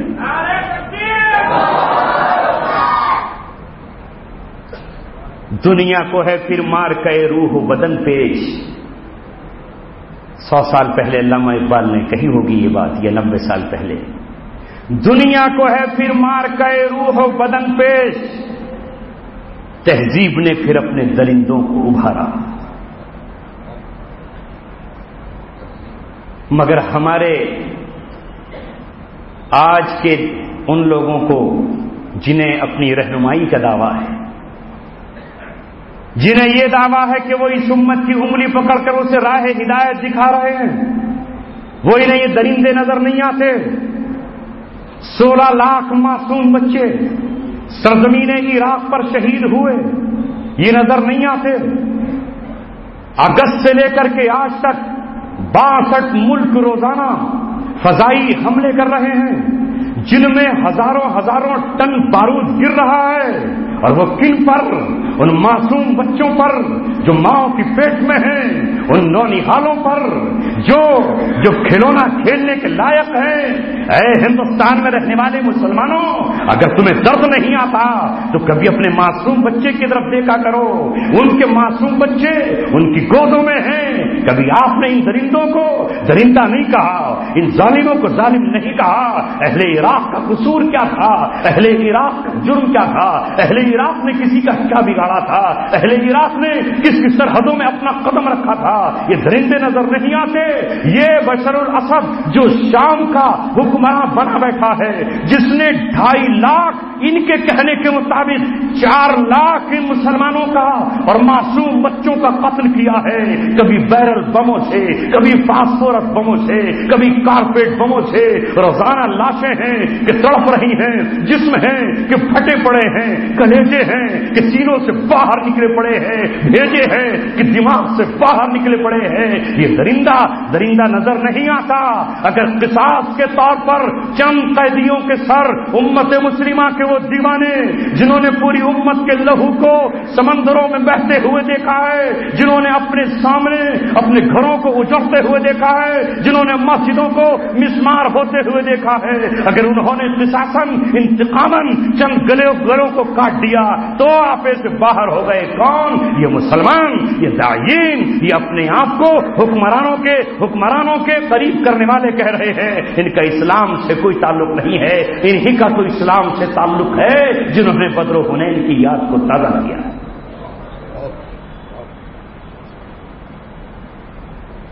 کون ہے وحشی، کون درندے؟ تہذیب نے پھر اپنے درندوں کو ابھارا.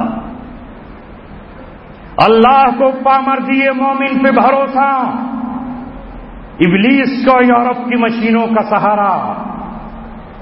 اللہ کو مومن کے ہاتھ پہ بھروسہ ہے، ابلیس کو یورپ کی مشینوں پہ بھروسہ ہے.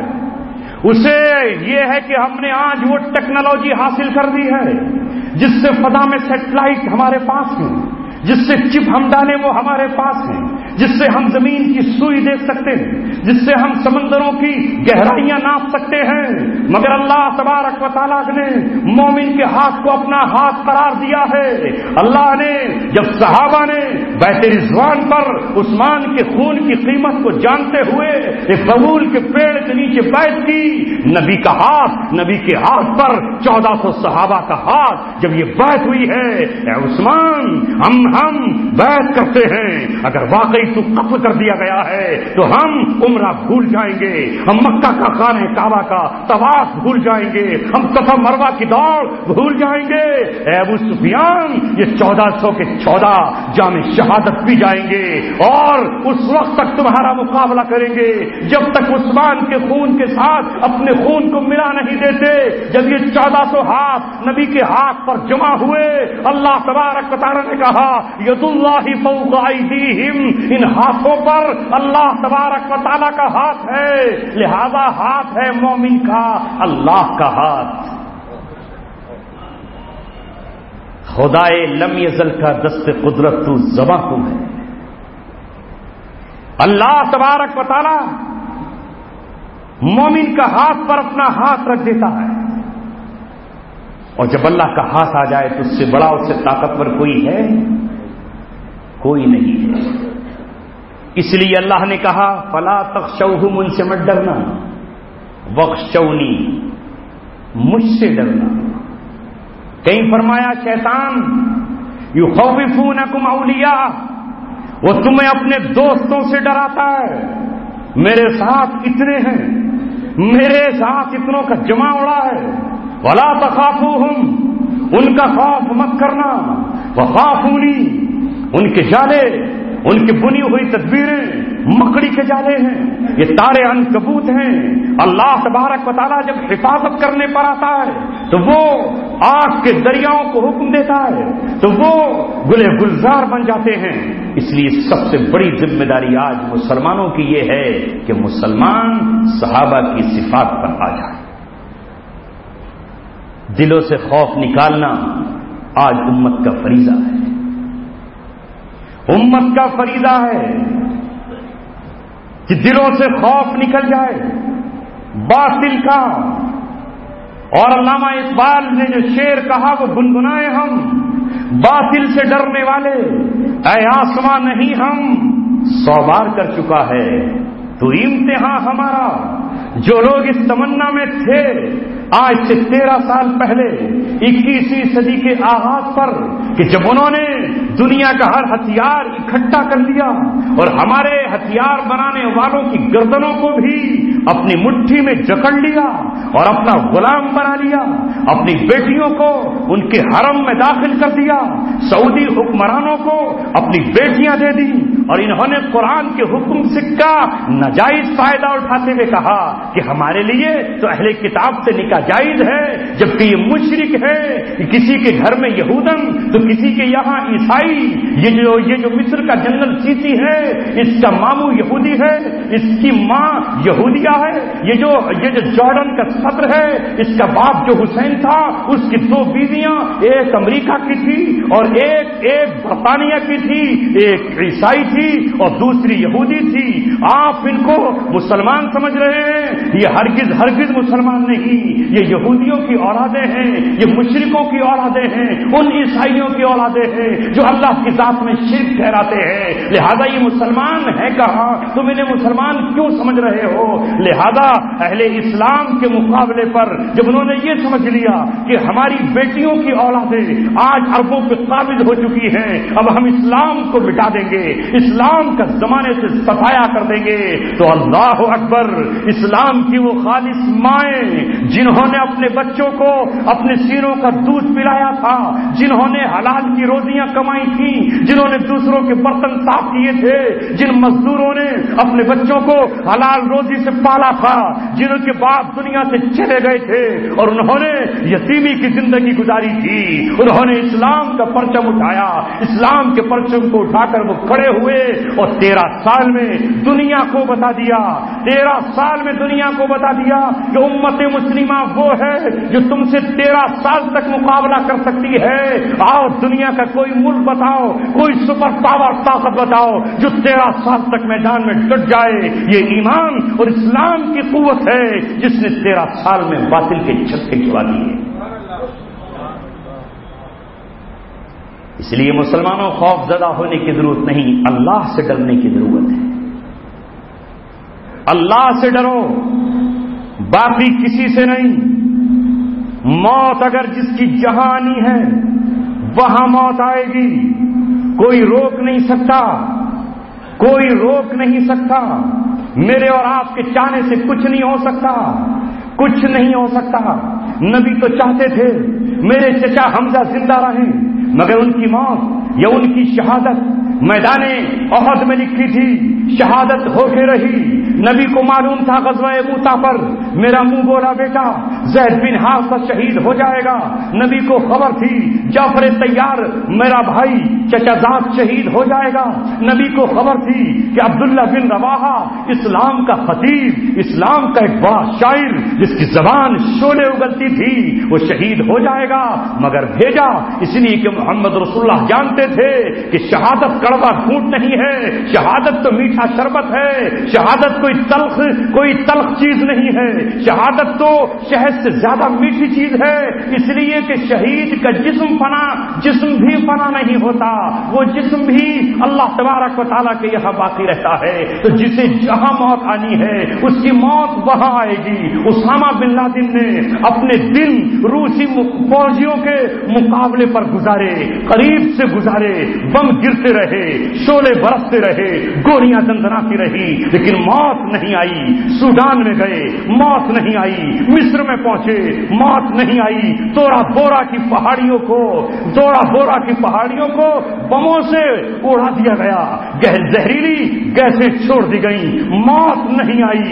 نہیں چاہتے تھے کوئی کسی نے نہیں سوچا تھا، لیکن 2 مئی 2011 کو پاکستان کی زمین پر جسے پاکستان کہتے ہوئے بھی آج شرم آتی ہے، اب لوگوں نے اس کو نہ پاکستان کہنا شروع کر دیا ہے، پاک فوج کو ناپاک فوج کہنا شروع کر دیا ہے۔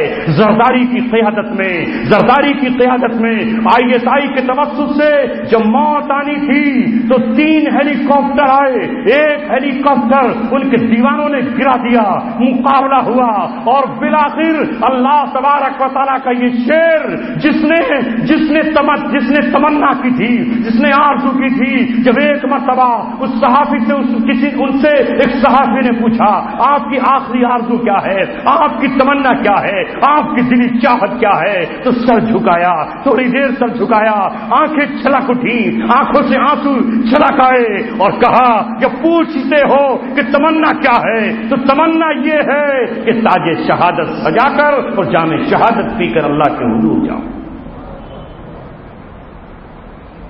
عہد و پیمان کیا تھا، باطل دنیا کی طاقتوں تمہاری کسی فیکٹری میں وہ ہتھکڑی نہیں بنی جو میرے ہاتھ تک پہنچ جائے. یہ جسم تم چھو نہیں سکتے ہو، یہ پاکیزہ جسم ہے. یہ وہ ہاتھ ہیں جنہوں نے مسجد نبوی کو بنایا ہے، یہ وہ ہاتھ ہیں جنہوں نے اللہ کے گھر کو تعمیر کیا ہے، یہ وہ ہاتھ ہیں جنہوں نے روسیوں کے رخ موڑ دیے ہیں، یہ وہ ہاتھ ہیں جنہوں نے افغان بہنوں کے کھلے ہوئے سروں پر دوپٹے ڈالے ہیں، یہ وہ ہاتھ ہیں جنہوں نے فلسطینیوں کی مدد کی ہے، یہ وہ ہاتھ ہیں جنہوں نے امت مسلمہ کے خون کو امریکہ سے یہ کہا ہے اگر تیرے بیٹوں کا خون ہے تو ہمارے بیٹوں کا بھی خون ہے، اگر تیرے پاس دل ہے تو ہمارے پاس بھی دل ہے، اگر تیری اولادیں تجھے عزیز ہے تو ہماری اولادیں بھی عزیز ہے. جس نے چمن میں بیٹھ کر یہ قسم کھائی تھی کہ جب تک فلسطین میں امن قائم نہیں ہو سکتا امریکہ تو بھی امن کی رات نہیں سوئے گا، امن اور چین کی رات تجھے نہیں ملے گی جب تک حقیقی امن فلسطین میں قائم نہیں ہو جاتا. اللہ تبارک و تعالیٰ کے اس شعر نے کہا ان ہاتھوں نے اللہ تبارک و تعالیٰ کا جھنڈا اٹھایا ہے. جب آخری مار کا آیا تو شوہر سے پہلے بیوی نے جام شہادت پیش کیا، شوہر سے پہلے بیٹے نے قربانی پیش کی. ابا جان تنہا کیوں جاتے ہو؟ جب سفر میں ساتھ رکھا، جب مصر میں ساتھ رکھا، جب غزنی میں ساتھ رکھا، جب جلال آباد میں ساتھ رکھا تو آپ کے ساتھ تاج شہادت پہن کر جائیں گے. اس کے بعد انہوں نے فدائی حملہ کیا اور دنیا سے یہ کہا کہ جسم کی بوٹیاں ہو سکتی ہیں، لو آؤ صحرائے سہن سمندر میں ہم اپنا خون بہا دیں گے اور دریا کو لال کر دیں گے تاکہ میرا خون تم سے دریا میں تمہارے جہازوں سے ٹکراتا رہے. اللہ اکبر. تم نے وہ ویڈیو دیکھی ہے جب بات زبان پہ آ گئی تو کہہ دوں پرسوں لیبیا کی سرزمین پر اسلام کے شیروں نے عیسائی قبطیوں کو دریا کے کنارے بہا کر یہ کہا تم نے اس خون کو دریا میں بہایا تھا، اب تمہارا خون بھی دریا میں بہتا. اپنی نظروں اپنی آنکھوں سے دیکھو.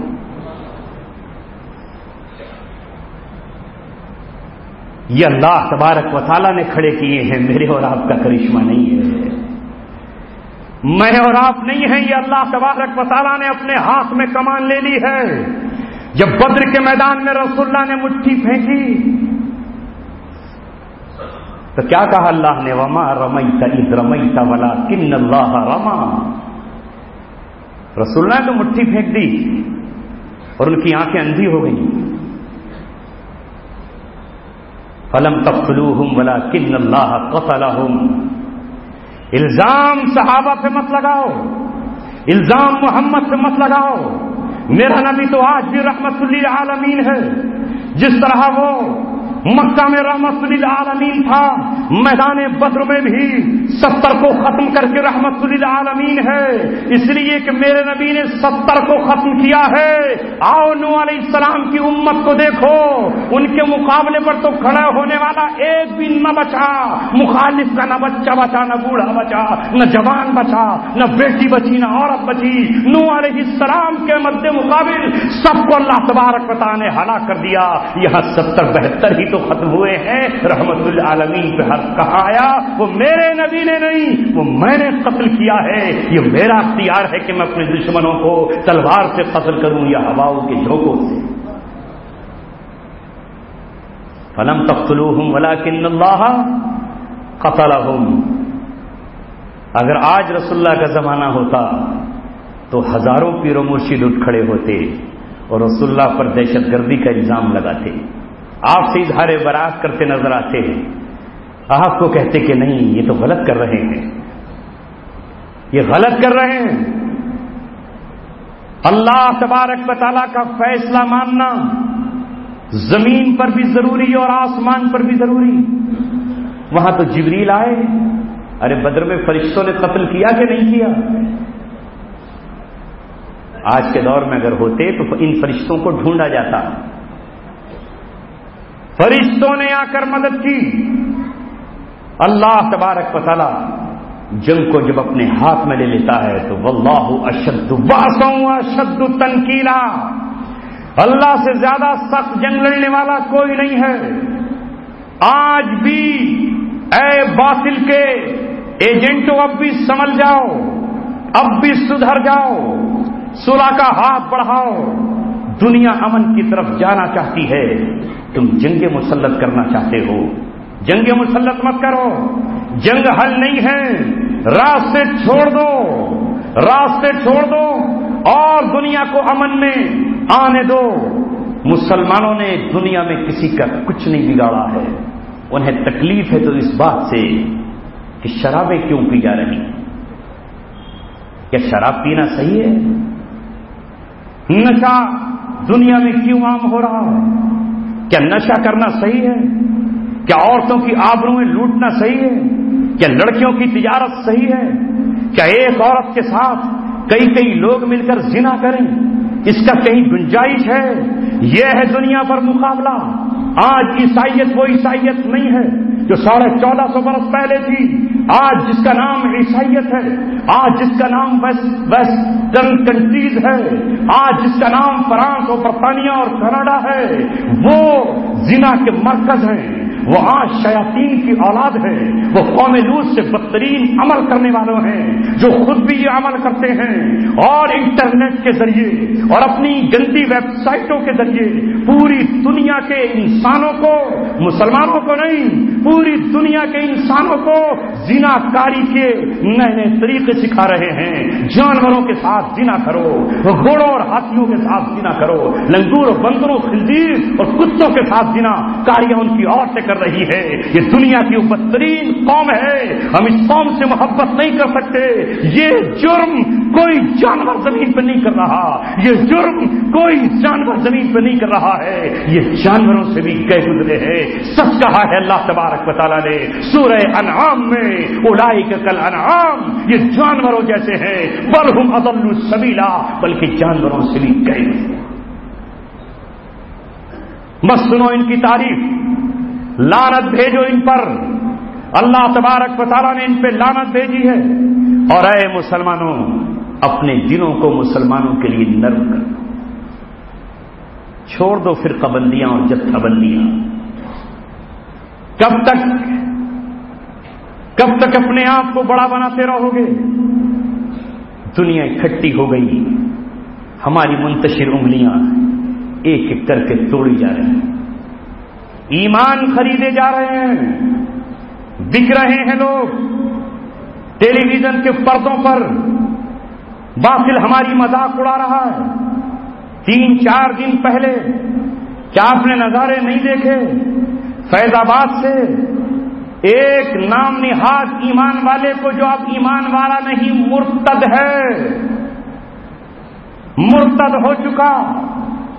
ڈر یہی تو ہے پوری دنیا کو کہ دنیا دوبارہ سے یہ سمجھے گی کہ اسلام میں جس طرح داخل ہوا جاتا ہے اس طرح اسلام سے نکلا بھی جاتا ہے، اور جو اسلام میں داخل ہو کے نکلتا ہے اسلام اس کے سامنے 3 دن توبہ پیش کرتا ہے۔ اگر 3 دن کے تک وہ توبہ قبول نہ کرے تو 4تھے دن اس کا سر قلم کر دیا جاتا ہے۔ اس سے خوف زدہ ہے دنیا، یہ کتابیں ان کے ہاتھوں میں نہ آ جائیں، یہ احکام زمین پہ نافذ نہ ہو جائیں۔ گستاخ رسول کی سزا موت ہے، اس کی توبہ قبول نہیں ہے، اس کی توبہ قبول نہیں ہے۔ اگر وہ ذمہ ہے تو عہد ٹوٹ جاتا ہے، اگر مسلم ہے تو مرتد ہو جاتا ہے، اگر وہ اسلام نہیں رکھتا تو واجب القتل ہے دنیا کے سامنے۔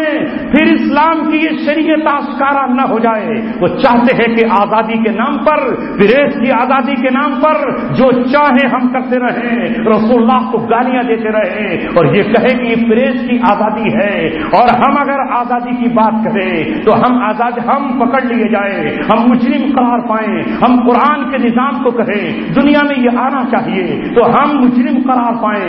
پریس کی آزادی کے نام پر جس کو چاہے اچھال دیا جائے، اس کا دنیا کو خطرہ ہے۔ مگر 1000 بات ہوا کرے، اللہ اپنے نور کو پورا کر کے رہے گا۔ وَلَوْ كَرِهَ الْكَافِرُونَ، اللہ نے طے کر لیا ہے، وَاللَّهُ مُتِمُّ نُورِهِ، اللہ اپنے نور کو پورا کر کے رہے گا۔ جس طرح سورج کو جب اللہ نکالتا ہے ہے تو چمگادڑیں روک نہیں پاتی، کمزور آنکھوں والے سورج کو نہیں روک پاتے، رات اس کے سامنے ٹک نہیں سکتی ہے، رات کے اندھیرے چھٹ جاتے ہیں، دن کا اجالا آتا ہے۔ دنیا 100 سال سے اندھیروں میں زندگی گزار رہی ہے، 100 سال سے دنیا کا خون پیا جا رہا ہے، خون چوسا جا رہا ہے، شراب کے نام پر دنیا میں شراب کے جام لٹائے جا رہے ہیں، زناکاریوں کے نام پر آج ایک ایک عورت کے ساتھ اتنی عصمت دری کی جا رہی ہے کہ وہ دم توڑ دیتی ہے لڑکیاں۔ اب انشاءاللہ محمد رسول اللہ کے دیوانوں نے محمد کا دامن تھام لیا ہے اور قرآن طاقوں سے اٹھا کر اپنے ہاتھوں میں لا کر میدان کاردار میں پڑھنا شروع کر دیا ہے، اور یہ طے کر لیا ہے کہ جب تک اللہ تبارک و تعالیٰ کے سامنے سے سر نہیں اٹھائیں گے، یا تو سر دے دیں گے یا اللہ تبارک و تعالیٰ کی نصرت زمین پر اتار لائیں گے۔ وعدہ اللہ کا آ گیا۔ مسلمانوں دیکھ لیا آپ نے، گھبراؤ مت، سچ کو سچ کہو، مسجد کو مسجد کہو۔ جان جب جائے گی جس دن اللہ تبارک و تعالیٰ لکھی ہے۔ یوں تو کہتے ہو ہم ولیوں کے ماننے والے ہیں، ہم بزرگوں کا دامن نہیں چھوڑیں گے، اولیاء کرام سے محبت کرتے ہیں۔ آؤ تمہیں اولیاء کے امام کے پاس لے چلتا ہوں، جس کی ولایت پر سب کو اتفاق ہے، جس سے سارے ولیوں کا سلسلہ جا کے مل جاتا ہے، جو ولیوں کا امام ہے۔ ولی کی بات کر رہا ہوں، حضرت علی تو صحابی بن جاتے ہیں۔ حسن بصری جو بصرے کا رہنے والا ہے، وہ اس دور میں حق بات کہتا ہے جب حجاج بن یوسف کی تلوار تابعین کی گردن کو اڑا رہی ہے، جب حجاج بن یوسف کی تلوار صحابہ کرام کی اولادوں کے گلے کاٹ رہی ہے، جب حجاج بن یوسف لاشوں کے ڈھیر لگا رہا ہے، سعید بن جبیر کا قتل کر کے زمین پہ خوب بہا رہا ہے، لیکن یہ ولیوں کا امام حسن بصری ہے جو بصرہ میں بیٹھ کر حجاج بن یوسف پر تنقید کر رہا ہے اور یہ کہہ رہا ہے کہ ولایت اس کا نام نہیں ہے کہ کمرے میں چھپ کر بیٹھ جاؤ، ولایت اس کا نام نہیں ہے کہ جھونپڑی میں منہ دبا کے بیٹھ جاؤ، اپنے ہونٹوں کو سی کر بیٹھ جاؤ، بلکہ ولایت اس کا نام ہے کہ وقت کا جار ظالم اور جبروت بھی اگر تخت شاہی پر بیٹھا ہو تو اس کی آنکھوں میں آنکھیں ڈال کر بات کرو۔ اگر موت نصیب میں ہے تو سعید بن جبیر کی طرح مل جائے گی، اور موت نصیب میں نہیں ہے تو حجاج بن یوسف کے ہاتھ حسن بصری کو پکڑنے پر قادر نہیں۔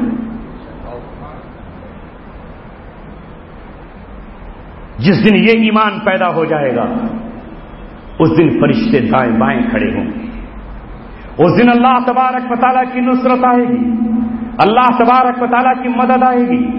آخری بات آپ کے سامنے خالد بن ولید رضی اللہ تعالیٰ عنہ کی رکھتا ہوں۔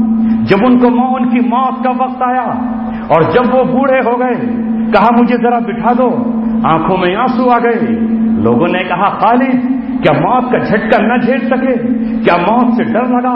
ہم تو تجھے بڑا بہادر جانتے تھے، ہم تو تجھ پہ فخر کیا کرتے تھے، تو بنو امیہ کا عجیب و غریب نوجوان ہے، آج موت سے گھبرا رہا ہے۔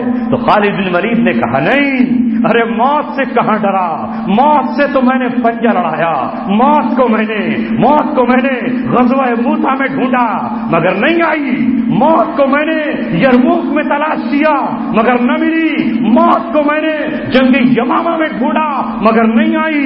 میں موت کے پیچھے بھاگتا تھا اور موت مجھ سے بھاگ جاتی تھی، کبھی زخم لگا، کبھی خنجر لگا، کبھی تلوار لگی، کبھی نیزہ لگا، کبھی تیر لگا، کبھی بھالا لگا۔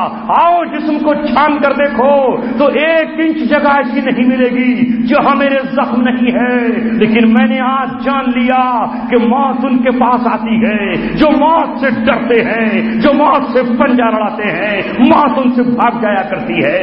میں تو رو یہ رہا ہوں کہ کاش مجھے بھی میدان جنگ کی موت مل جاتی تو میرے نام کے ساتھ بھی شہادت کا لفظ لگ جاتا، میرے لیے قرآن کھڑا ہو کر یہ کہتا خالد کو مردہ مت کہنا، ولا تقولوا لمن يقتل في سبيل الله اموات واحياء ولكن لا تشعرون۔ آج بستر پہ موت آ رہی ہے، لکھو میری وصیت اور دنیا کے ان مجرموں کو پہنچا دو جو یہ سمجھتے ہیں کہ موت جنگ میں آ جایا کرتی ہے۔ اگر جنگ میں موت آتی تو خالد کو موت آ جاتی، موت وہاں آئے گی جہاں اللہ تبارک و تعالیٰ نے لکھی۔ جس دن یہ طے کر لو گے خوف خود بخود ختم ہو جائے گا، خود بخود ختم ہو جائے گا، اللہ کی عظمت بیٹھ جائے گی۔ اور میرے عزیزوں، اس موت کی آرزو ہم کیوں نہیں کرتے جس کی آرزو رسول اللہ نے کی ہے، جس کے لیے حضرت عمر تڑپے ہیں، جو موت اللہ تعالیٰ نے حضرت علی کو عطا فرمائی ہے، جو حضرت عثمان کی قسمت میں آئی ہے، جس کے لیے رسول اللہ کا پورا خاندان اب اونٹوں پر کجاوے کس کے اپنے توشے اور کھجورے لے کر کربلا کے میدان میں کھڑا تھا، اور پورا گھرانہ حسین موت کو دعوت دے رہا تھا اور یہ کہہ رہا تھا، اے کربلا کی خاک، اس احسان کو نہ بھول، تڑپی ہے تجھ پہ لاشیں جگر گوشے بطول، اسلام کے لہو سے تیری پیاس بجھ گئی، سیراب کر گیا تجھے خونے رگے رسول۔ انشاءاللہ جس شاعر نے بھی کہا ہو، مجھے نہیں معلوم یہ کس کا شعر ہے، لیکن اللہ اکبر، ہم اس شاعر کا نام نہیں جانتے، لیکن اس شعر کو کون نہیں جانتا، کس کے کانوں نے یہ شعر نہیں سنا ہے، کس جذب میں ڈوب کر یہ شعر لکھا تھا، نہ گھبراؤ مسلمانوں، خدا کی شان باقی ہے، ابھی اسلام زندہ ہے، ابھی قرآن باقی ہے۔ یہ ظالم کیا سمجھتے ہیں جو اپنے دل میں ہنستے ہیں، ابھی تو کربلا کا آخری میدان باقی ہے۔ اس کربلا کو جیتنے کے لیے حضرت علی کا ایک بیٹا بچ گیا جس کا نام علی تھا، یعنی حسین کا بیٹا بچا، حسین نے اپنے باپ کے نام پر اس بیٹے کا نام علی رکھا تھا، یہی زین العابدین ہے، یہی علی زین العابدین ہے، انہی زین العابدین کی اولاد سے سلسلہ شروع ہوتا ہے، حضرت زید انہی میں سے ہیں، لہذا اللہ تبارک و تعالیٰ نے حضرت حسین کو تو قبول فرمایا، لیکن ان کے بیٹے علی زین العابدین کو زندہ رکھا۔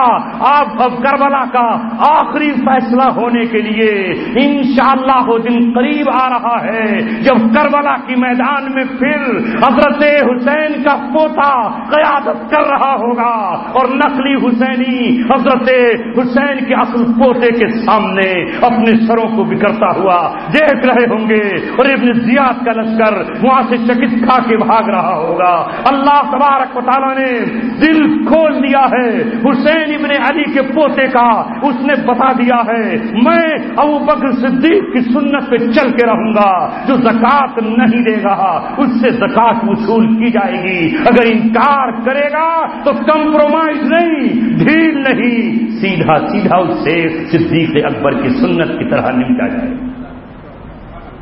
تم ہزار اختلاف کرو، وہاں تو صحابہ اختلاف پر آ گئے تھے، تم ہزار اختلاف کرو، وہاں تو عمر اختلاف کر رہے تھے، وہاں تو علی اختلاف کر رہے تھے، وہاں تو عثمان اختلاف کر رہے تھے، کہہ دیا اس نے تم اختلاف کرو اپنی جگہ، لیکن جب حضرت ابو بکر صدیق نے کہا جو زکوٰۃ کو منع کرے گا میں اسے مرتد جانوں گا، اس لیے زکوٰۃ کا منع کرنے والوں کو پوری امت مرتدین کہتی ہے، یہ اتنا بڑا خطرہ تھا کہ صرف مدینہ بچا تھا، پورے اطراف میں آگ لگ گئی تھی، تب ابو بکر صدیق نے کہا تھا کہ اگر میری لاش کو چیل کوے بھی نوچ کر کھا جائیں اور امہات المؤمنین کی لاشوں کو کتے بھی باہر گھسیٹ لائیں، اتنا بڑا خطرہ مول لوں گا، لیکن میں اپنے نبی کے طریقے سے نہیں ہٹوں گا۔ میرے نبی نے جس منصب کو مجھے دیا ہے وہ خلافت علی منہاج النبوہ ہے، میرا نبی اسامہ کے لشکر کو رومیوں کے مقابلے پر روانہ کر کے گیا ہے، عمر تم جو کچھ ہو کہتے رہو، میں اس لشکر کو روانہ کروں گا اور ان مرتدین کے سر پر ابو بکر اکیلا تلوار سوچ کر نکلے گا، یا تو وہ اللہ تبارک و تعالیٰ کو پیارا ہوگا اور یا اس فتنے کو ختم کر دے گا۔ حضرت ابو بکر صدیق نے ان کو جو اپنے آپ کو مسلمان کہہ رہے تھے، جو اپنے آپ کو کلمہ پڑھنے والے کہہ رہے تھے، ان کے سامنے تلوار سوٹی، اللہ کی قسم صدیق جیتے اور مرتدین نے اپنے ارتداد سے توبہ کی۔ لہذا مسلمانوں کو سمجھنا چاہیے کہ ارتداد کیا ہے اور مرتد ہو جانا کیا ہے۔ بس عزیزو، یہی چند باتیں مجھے آپ سے عرض کرنی تھی۔ میں شکر گزار ہوں ان لوگوں کا جنہوں نے آج اس مسجد میں ہمیں دعوت دی، بلایا، اور اللہ کا شکر ادا کرتے ہیں کہ اس نے ہماری ناپاک زبانوں پر اپنا پاک کلمہ جاری فرمایا، بس ایک ہی آرزو، ایک ہی حسرت، اتحاد پیدا کر لو، متحد ہو جاؤ، جماعتوں کی تفریقیں چھوڑ دو، دلوں کو وسیع کر لو۔ تمہارے خلاف ساری دنیا متحد ہے، ان کے دھرم الگ الگ ہیں، گرنتھ الگ الگ ہیں، کتابیں الگ الگ ہیں، عبادت گاہیں الگ الگ ہیں، دیوی دیوتا ان کے الگ الگ ہیں، پرارتھنا کے طریقے الگ الگ ہیں، مگر سب تمہارے خلاف اکٹھے ہیں۔ تمہاری اس وجہ سے وہ فائدہ اٹھا رہے ہیں۔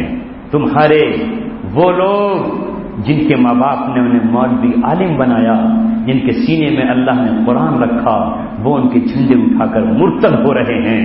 اس لیے اپنے اتحاد کا ثبوت دو، سڑکوں پر بھی متحد نظر آؤ، بازاروں میں متحد نظر آؤ، عیدگاہوں میں متحد نظر آؤ، مدارس میں متحد نظر آؤ۔ خدا را چند دن کی زندگی ہے، اس اتحاد کی برکت سے اللہ تبارک و تعالی تمہیں بھی وہ فضل اور عنایت عطا فرمائے گا جس کا اس نے وعدہ کیا ہے۔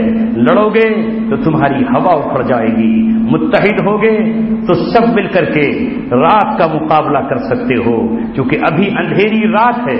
ہر ستارے کو اپنی جگہ چمکنا پڑے گا، ہر جگنوں کو اپنی جگہ چمکنا ہوگا، ہر چراغ کو رات سے لڑنا ہوگا، ہر قندیل اور ہر ٹیوب لائٹ کو روشنی کرنی ہوگی، تب اس پوری رات کا ہم مقابلہ کریں گے۔ میں بھی آفتاب نبوت سے نسبت رکھتا ہوں، ایک میری نسبت محمد الرسول اللہ سے ہے، ایک آپ کی نسبت محمد الرسول اللہ سے ہے۔ رسول اللہ ہی روشنی کا مینار اور امام ہیں، وہی نور مبین ہیں، لہذا ان سے نور سب حاصل کرو اور اپنی جگہ جگمگانا شروع کرو، اس لیے کہ بچے اندھیرے میں سہمے ہوئے ہیں، معصوم اندھیرے سے گھبرائے ہوئے ہیں، جو کفر کی زد میں ہیں وہ کانپے اور تھرائے ہوئے ہیں۔ بس میرے دوستو، اپنے پروں کو اور اپنی روشنیوں کو جگمگائے رکھو تاکہ کمزوروں کے دلوں میں خوف نہ آئے اور معصوموں کے دلوں میں گھبراہٹ پیدا نہ ہو۔ انشاءاللہ اللہ تبارک و تعالی نے فیصلہ کر لیا ہے، 5 صدی مکمل نہیں ہوگی کہ تمہارا ہی جلوہ ہوگا، تمہارا ہی ہر جگہ چرچا ہوگا، اور کفر کی بساط کو اللہ ایسے لپیٹ دے گا جیسے اللہ رات کے اندھیرے کو لپیٹ دیتا ہے۔ وآخر دعوانا الحمدللہ رب العالمین۔